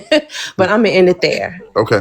All right. Thank you. Let me go to Jermaine, and then I'm gonna drop down to Jessica. We might be that might be it for the live, y'all. So, but let me let Jermaine come in. Go, brother. Good to see you, by the way. Good to see you too, Smitty. Can you hear me? Yes. Okay. Cool. Well, first off, I do want to say it's really crazy or whatever you want to say that. The right-wing pipeline for Black men is kind of crazy, and it's really more than I anticipated. Because it's a lot of just or right wing fascist talking points that are basically sipping the U.S. propaganda juice, which is really crazy to me. But I kind of wanted to speak more on this conversation. And I think Smitty, I think it was like a few weeks ago, I think you talked about it, about like how like black people, how sometimes we have a right to feel how we feel about, everything, and maybe not wanting to organize and, being standoffish because it comes from a place of valid feelings. It's not invalid. I think also at the same time, like when we look, I always say like a lot of the majority of these issues are because of white people. All of these issues are because of white people. If you look at the polls, who are the dominant voting of the right of Republicans? It's white men and white women. At the end of the day, like we have over 90% of black women voting Democrat. You have, of course, it's over 70% of black men voting Democrat. So a little bit, a little bit low considering. But it's like, I get to feel the way we feel, but we're not voting for this at the end of the day. But it's still our fight because, like you said, Smitty, these people are coming into black neighborhoods and terrorizing black communities. Like, are we not seeing a problem here? Like, they are doing, and this has always been a thing. They terrorize black communities. Like, Hispanic Latino people are the only immigrants in this country. It is it's a multinational. You have multinational immigrants. It's not just Hispanic Latino people. So when we talk about brown people, it's not just them. It's black people being immigrants. Like it's many different on the spectrum. So it is our fight because in order for us to win, Smitty, how else are we going to make gains, Smitty? At the end of the day, like not on our own. You know what I'm saying? Like I get the frustration. It's really frustrating. It can be frustrating, disheartening. But at the same time, this is what they want to do. They love to divide and conquer. And like and fighting is not just the ballot box. It's not just voting. Like fighting comes in many different forms. If we limit our fighting to the ballot box, Smitty, you're not gonna make those gains. No, we're not gonna win. So anti-blackness is rooted everywhere. That's just the reality. But there are many different people, many different organizations that are on alignment with, blackness and fighting for black people. We've seen it in these from protests and uprising. And yeah, it may have been the cause of the Trayvon Martins, Tamir Rice, George Floyd. But there are many different organizations, many different people fighting. So we can't just limit this at the ballot box. Oh, well, I voted for Kamala, so this is not my problem, or this is not our problem. Black people voted. Like, we're directing our anger at the working people instead of directing our anger or our problems at the people in charge, white men and white women. They vote for this. They do at the end of the day. So I'm saying is we're saying, we're pointing our finger and we're trying to, blame somebody, and it's all out of frustration. And it's valid. I mean, again, it's valid. It's valid. I'm not gonna tell a black woman how to feel about any of this. You know what I'm saying? Because who am I? All I can do is support or understand and just maybe offer a different solution or a different kind of perspective. I'm not gonna talk down. I'm not gonna do any of that and I think as everybody should. That's how we should approach it.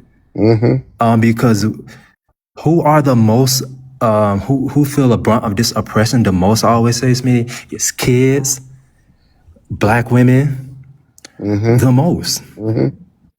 You know what I'm saying? So that's really like all I wanted to say. Like I get it, it's frustrating, disappointing, but it ain't gonna solve a thing saying, well, hey, I voted that, so why should I care? Or immigration is not black. How can we sit here and say that's not black people problem when what we're witnessing live right now? Exactly. At the end of the day. Exactly. Yeah. That's all like I wanted to say. And and to my brothers out here with these Republican mindsets, man, Smitty, it's real. It's nasty. This just gotta stop. And these niggas, Smitty, be Republicans, and it's like, how can, after what you go through, how can your mind shift that way? But again, that propaganda is so strong, people fall into it.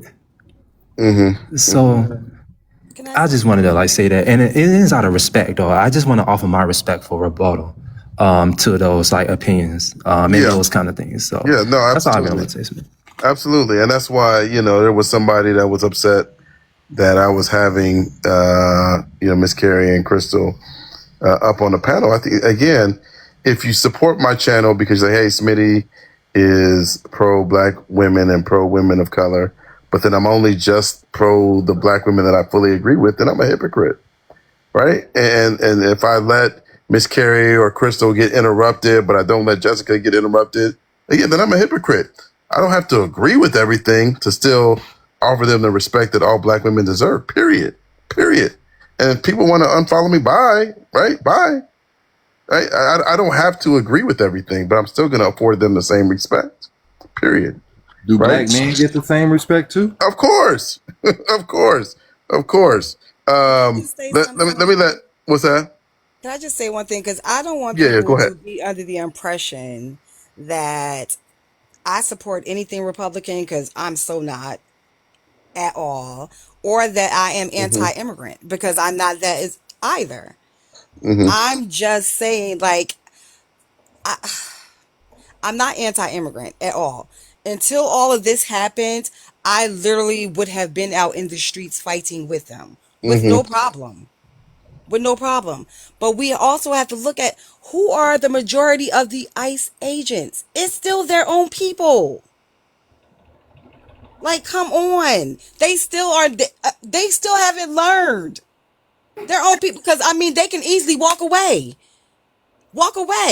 These are your own people, so you're still going to continue to terrorize your own people, but I'm supposed to fight?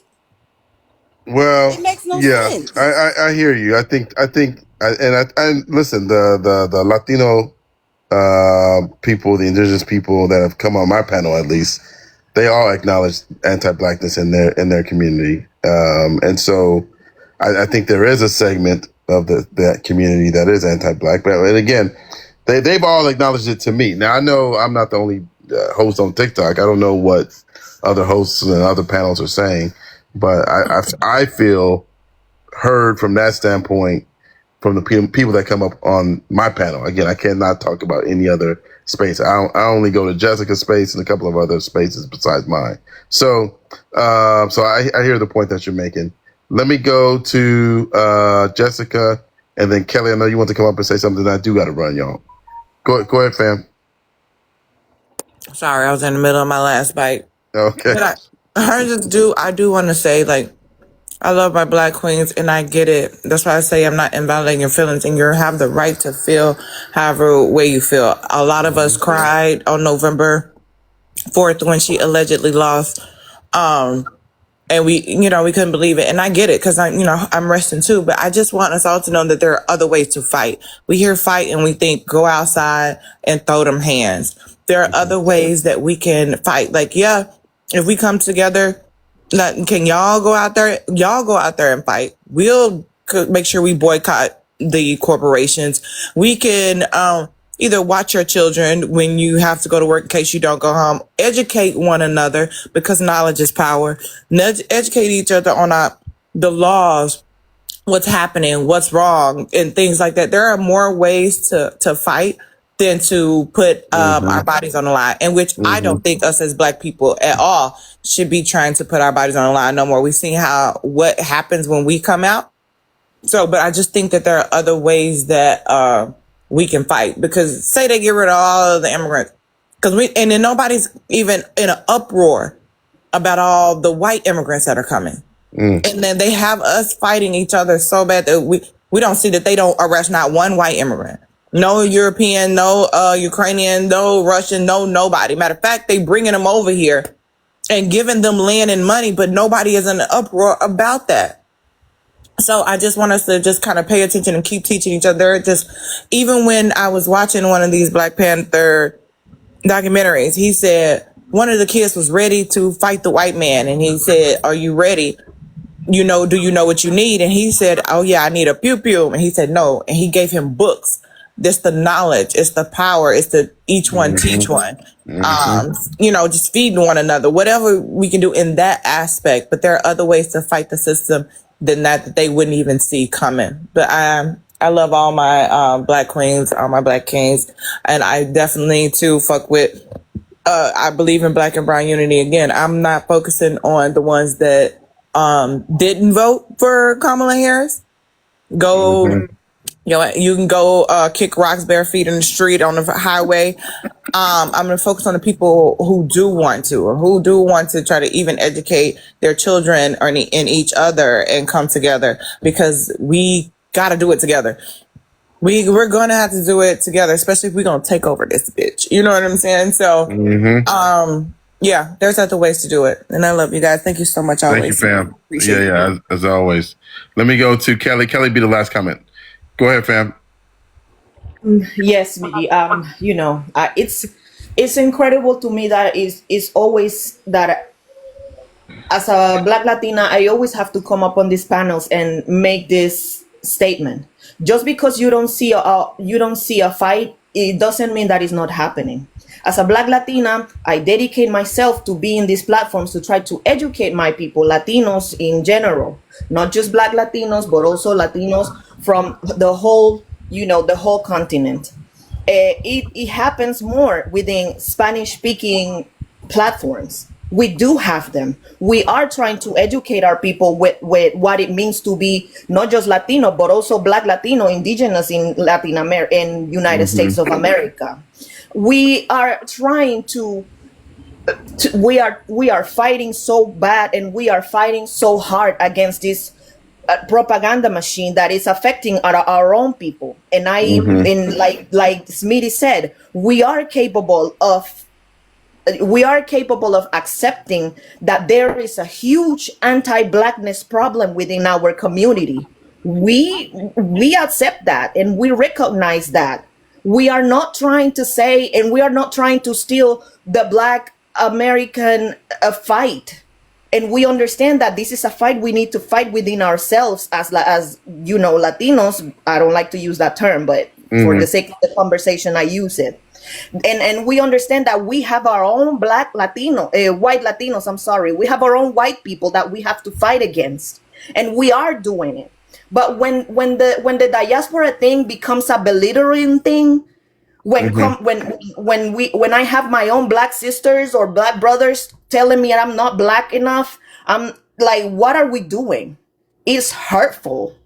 It's just it's hurtful, but I take it and I understand it, because I understand that Black American people deserve the recognition that they deserve. We are trying to be better. We are trying to decolonize the minds of our own people. Just because you don't see it in the Spanish-speaking side of TikTok doesn't mean it's not happening. I just want to say that I have a lot of love and I respect with all my heart, with all my being, Black American people. I will never try to belittle Black people in America, because I recognize the fight. And at the same time, I'm fighting against white supremacy. But sometimes the beliteration of my people is a lot, and it hurts. Thank you, Smitty. Thank you, fam. I got to run, y'all. This is a good discussion. We can always have another one, but this is good. I appreciate everybody being here. Much love to everybody. Much love to everybody. I don't watch wrestling. That's okay. That's fine. You don't have to watch wrestling. I also don't sit here and try and debate, man, and then go through the profile and find a picture and go, this is the guy who's picking on me. This is him. Look, guys. Look at him. He's super mad. He couldn't make that statement anonymously. That's what you did, Adam. Dude, you can't ever back out of that. That's what you did. Bro, I'll do it again. You literally said, I'm not masculine. So I clicked your profile. Yeah, that's how weak you are. Wait, so I shouldn't confirm if That's how you're weak you are, Adam. So I shouldn't confirm if you're masculine? Hold on, look. This is you. My profile is public. I'm peeking This up. is what cracks me up. My profile's public, Adam. Why are you so triggered? People can go look at it. So why are you so triggered then? You're so fucking dumb, dude. You don't even realize it. Yeah, I'm the dumb People can go look at my profile. I'm not hiding anything. I'm the dumb one. You are. Listen, I'm still waiting. Too. I'm still waiting for what's masculine. You're desperate too. Can you tell me what's masculine about you? I'm still waiting. I can tell you what's not masculine. He can't. A grown ass man stalking another grown ass man's page. He knows we're all. Listen, there's 1,400. That's people. not masculine. There's 1,400. That's people not laughing. masculine, is it, Adam? Waiting for you to show your masculinity. Can you tell us what's masculine? I don't care if there's 1,500 people laughing at me. Listen, see how I'm confident. Can you just tell a me man who's picking on me? Just me. Tell me how you're masculine. Mommy, That's all I want. look at this man. Notice he Look won't at this tell us how he's man. masculine. This is the man that's Notice picking he on won't. me. He's making sure he talks over me now because he's getting embarrassed. He's getting embarrassed. You can't just tell me Embarrassed about what? Just tell me what How makes are you embarrassing me? What makes you masculine? The fact that I don't get so triggered over a difference of opinion that I have to go and fucking try and dox you with pictures. That's all you're doing. No one doxed you. You're fucking weak, dude. You're emasculated, bro. You're so emasculated in what you're doing. The behavior and what you're doing is so weak that it's normalized to you. Did you say we doxed you by showing your picture? It's normal to you. Bro calls it doxing. It's normal to you. His public page, he said, you're doxing me. The fact that I didn't want to go on camera because of where I'm sitting. Guess what? You shouldn't. Not make because I don't have my. You shouldn't make comments about how masculine you are and how I'm not masculine. And you literally said everyone's going to be hiding behind me, including you. All the proving women. my point. You literally said all the. You're just proving my point, Adam. No women are going to be hiding behind you. You're just proving my point. Why would women want to hide behind you? Can you tell me? Last chance. Because they don't need. Last chance for what? To answer the question, why would women hide behind you? Let's just call it life experience. Okay. What do you mean? Something you have no clue about. So you have life experience protecting You women. sit on TikTok all day long. You sit on TikTok all day long. You crash out over conservative, masculine men. If you guys would like to the support point me that in the link tree in my bio, if you guys would like to support me, I would really appreciate now you're it. grifting. He's Now gonna you're start. He's fucking gonna start grifting. talking about how much I make. Here You know it what? is. You know what I'd appreciate? He's gonna You start go get talking a about how fucking much I job. make on TikTok. Here Go it get a comes. job. Hold on, Go real get quick. a job, Adam. Guys, real quick, he's starting to talk about how much I'm making. It's literally like I should write a textbook on the MAGA crash out. In the link tree in my bio, if you guys would like to support me, I'd appreciate it. Maybe it will help me become more masculine. So that way, you won't have to hide behind this chud. He's so triggered that I pulled his picture up, bro. He thought he was going to make that masculine comment. Hey, old soul, listen. Yeah, I'm extremely triggered. I'm running. I'm hiding. Kendra, thank you so much, Kendra. Thank you, Kendra, for the Venmo, Kendra. I really appreciate it. Thank you, Kendra. Yeah, you are triggered. You're super triggered. You called it doxing. Liz, thank you so much, Liz. I appreciate it, Liz. I'm just wondering what makes you so masculine and you're not answering anymore. Is it because everyone's laughing? We just love men that claim they're masculine. It's adorable. Sky, thank you so much, Sky. Just not being like For you. the masculinity fund. Let's go. For the masculinity fund. What are you, Thank like a you, wannabe Sky. Harry now? Sheffy, thank you so much, Sheffy. Cassandra, tell Peapod it's time for his blood pressure medication. Yeah, he seems like an older man. He's a little bit of an older man, that's true. But he's definitely masculine as shit. He's so masculine, all the women are going to be hiding behind him. He does kind of remind me of Liam. He does. Thank you so much, man. Thank you so much for bringing that up because people donated on behalf of you. Can you just, one last chance, can you tell us why you're so masculine? Not anything about me. Just focus on you. You said people are going to hide behind you. Women are going to hide behind you. Why are they going to hide behind you? Ashley, thank you so much, Ashley. You know he's getting triggered right now by me calling these donations out. Ashley, thank you so much. I'm so triggered. Appreciate it, Ashley. So can you tell us one more? Oh, and Neely, thank you so much. Thank you, Neely. Fund is public doxing. Yeah, exactly. Thank you, Neely. Heidi, thank you, Heidi. Thank you so much, Heidi. I really appreciate it. So can you tell us one more time, why are women going to hide behind you? Are you done grifting? Why are women going to hide? I'm kind of bored. Are you done grifting? Guys, are you done grifting? Guys, in the link tree, you want to have a conversation, or if you want to, guys, if you want to support your favorite grifter, in the link look. tree, If you ask me, look, Adam, if you ask me for a dick pic, we're not interested in anything other than why you're masculine, Chud.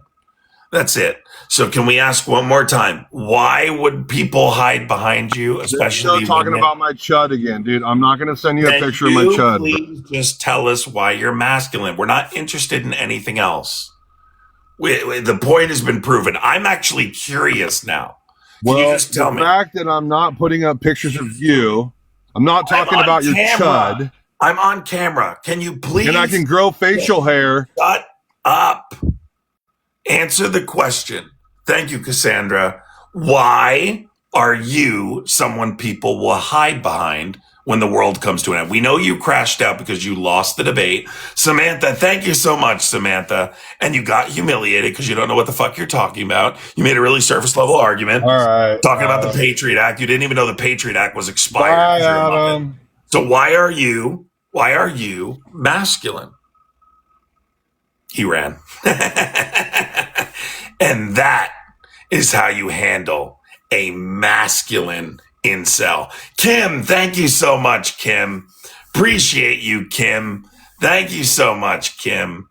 That's how you handle an incel. Robin, thank you, Robin. Appreciate you, Robin. That's how you handle an incel. Oof, that was painful, man. He's going to be mad at me for a long... I bet you he's going to make a video later. All right, so this is how he's going to make the video. If he's one of those guys. All right, let's talk about my conversation with Adam Cray.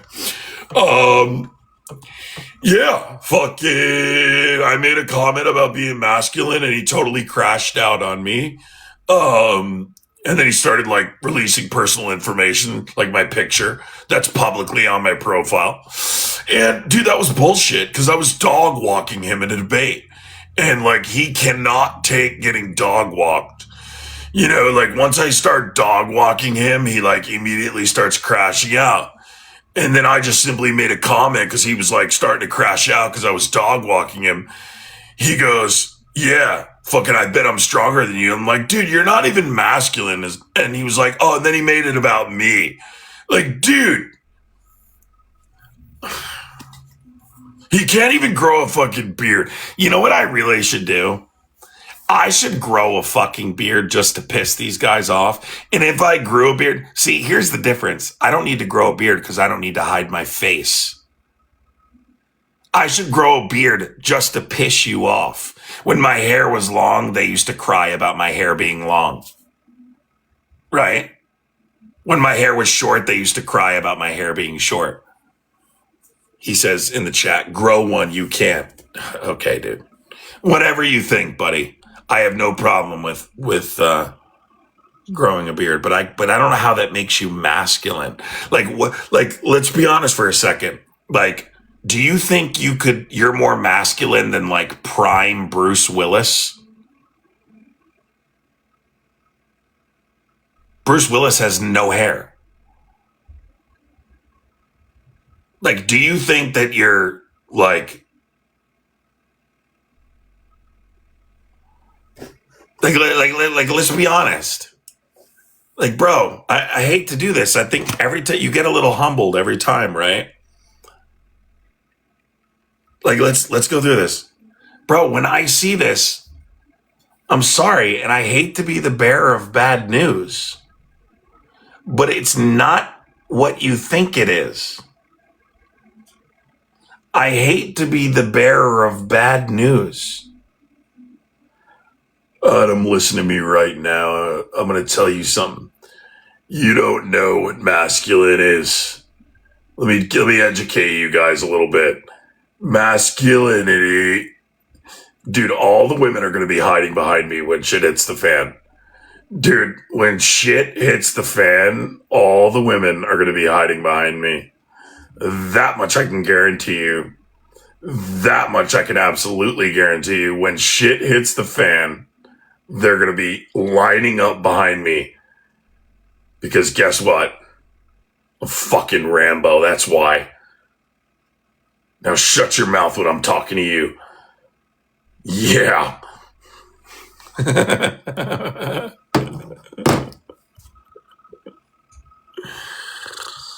Oh, honey. Oh, sweetheart. Or if you're from Boston, sweetheart.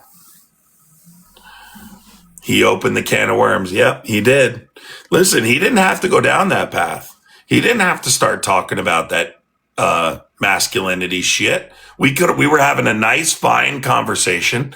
He was obviously failing to prove his point and being regular debunked every time he spoke about anything whatsoever. By the way, guy, you really need to do some research on the Patriot Act and stuff. I don't think you know what the fuck's going on. But he obviously felt he couldn't go anywhere in the conversation, so he started bringing up masculinity, and guess what? Didn't work out so well. Bro thinks he's fucking Rick Grimes. Together, we can live together. Carl! Together, we can live. No, he's more like Shane. Carl, all the women are going to line up behind me because I have the prison. Dude, I swear to God, I'm not even kidding. There was this guy that I knew one time that used to talk about if we had a zombie apocalypse, he would be the leader, and he would get super fucking offended if you said no, he wouldn't. He was kind of like one of those guys. And he'd be like, dude, if there were people, trust me, people would find out very fucking quick that I am the person that would. And I'm like, dude, you wouldn't do shit, because I just like see him get worked up. And he, I guess he watched too much Walking Dead or something. I don't know. Together. I guarantee you that guy that was just up here has thought about what would happen in a zombie apocalypse. I guarantee you. Adam, he's Merle. I honestly don't think he's either. I think he's, if I had to probably compare him to one, it'd probably be,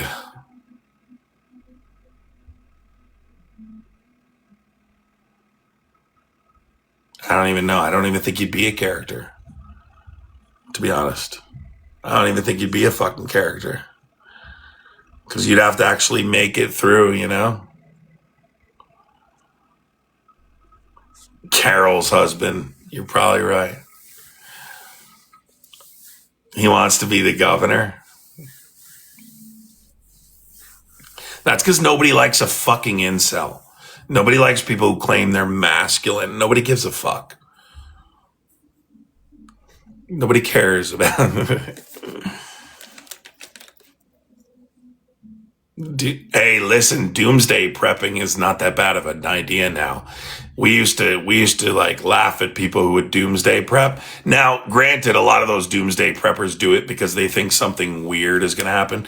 But really, if you're going to doomsday prep, you should be prepping with the idea that there's going to be a pandemic or something. Like, I mean, let's think about it. Can you guys imagine if there was a mass scale pandemic, some deadly strain of Ebola under the Trump administration? You would have these troglodytes. I'm not wearing a fucking mask. I'm going to go down like a fucking patriot. We'd all be fucked.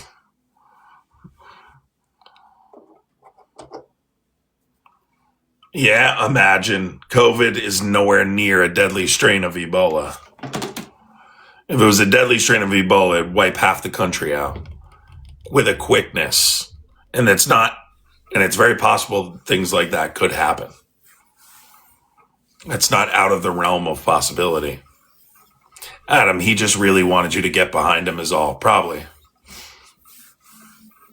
They'll be like, let's try the offer meat. Guys, let's go to Tractor Supply and try some shit out. That's what they'll do the minute it breaks out. Boys, let's go to Tractor Supply and try some shit out. It's got to be one of these has to be the antidote. I swear to God, the antidote for the pandemic is in here. We got it. It's Huff Cleaner. Huff Cleaner's the antidote. If you have to announce your masculinity, it's a problem. Yeah, it's stupid. We found it. Hoof Cleaner. Yeah. It works. Trust me. They're trying to keep it from you because they don't want you to get better together. At least we have RFK to save us. That's what I'm saying. We'd be fucked. The minute that happened, or like, if you remember in the beginning of C-19, when all that stuff was starting, there was kind of like a period of a week where everyone was confused, but the news was kind of reporting on it and everything.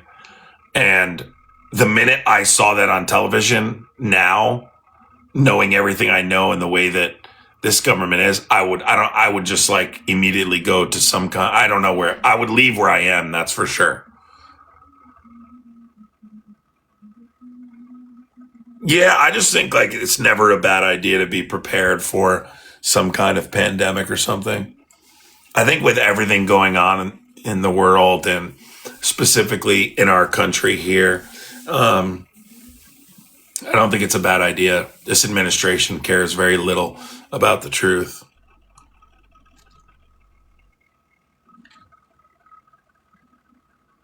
Mario, you don't need to worry about what RFK is going to do because you're in Canada. Okay?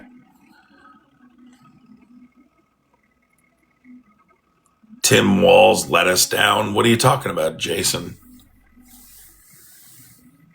What do you mean Tim Walz let us down?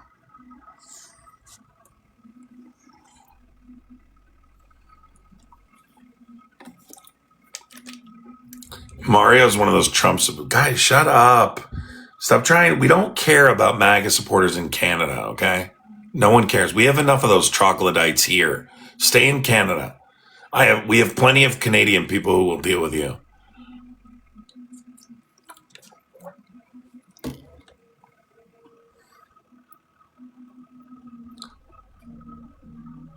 Yeah, probably. I mean, it is what it is, you know. We have more than 3 more years of this, folks. I mean, I want you to grasp that for a second. We have more than 3 years of this left. So we have to, that's why I encourage you guys, I encourage you to join my community, but you can join anyone you want and use those communities to get through. You're missing a lot of content if you don't follow me on YouTube, though. You're missing a lot of stuff we do if you don't follow on YouTube.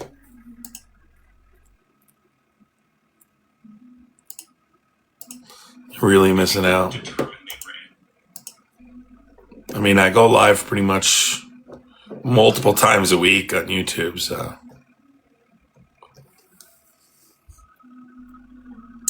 You don't think Trump will last? I don't think so either, because I think Trump's going to get impeached. So, Sally Lopez says, I don't think I do. Is that? Oh, I thought you were making a joke. It's spelled Crai. It's the same as my name on here, on there. Adam Gray. Same here as it is on YouTube. You'll see it. There's a frog. It's my old logo, the Frog PFP. Just go to the link tree in my bio and you'll see I linked it. But you can just go to YouTube and type in Adam Gray, just like it is here, and you will see a green frog logo on my channel and all my content pop up.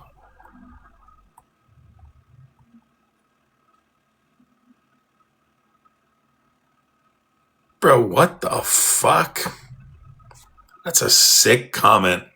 What's wrong with you, dude?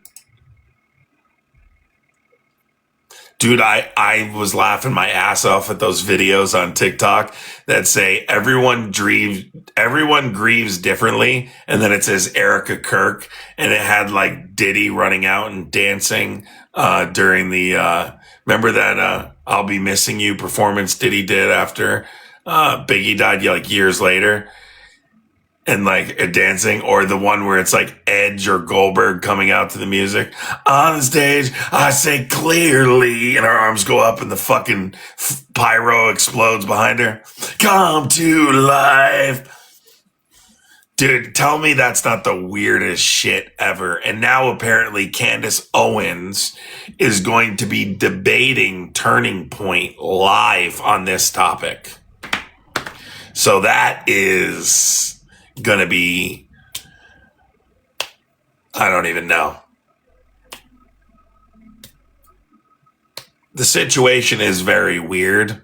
Yes, supposedly Candace Owens is supposed to be debating Turning Point live. But here's the thing. Candace doesn't have any proof of anything. She's completely gone. Totally gone. And Turning Point is probably going to be speaking through, I would imagine their talking points are going to go through an attorney. I don't imagine anything productive is going to come out of it. Mary, thank you so much, Mary. I just like that Candace is literally fucking their movement up. Mary, thank you so much, Mary. Here's the problem with, Mary, thank you for the Venmo, Mary. Appreciate you, Mary. Here's the problem with the Turning Point now. They're nothing without Kirk. There's not someone they can put in there that it's not even that he was particularly good at what he was doing, but he was motivated to continue to do these things the way he was doing it. Built enough of a reputation that people wanted to go watch him debate. So you can't just plug someone else into that role, right? You can't just say, oh, and expect that person to be just as interesting as to those people that were watching. And so she's now like almost turning part of the Republican Party against Turning Point and creating this divide that is going to really result in her going away and them going away. So I root for it every second of the day. Yeah, Kirk was terrible. Terrible guy. But the point is that he was effective. He was effective because young incel, surface level people took to him. They felt like, I've asked multiple Charlie Kirk voters, give me your favorite Charlie Kirk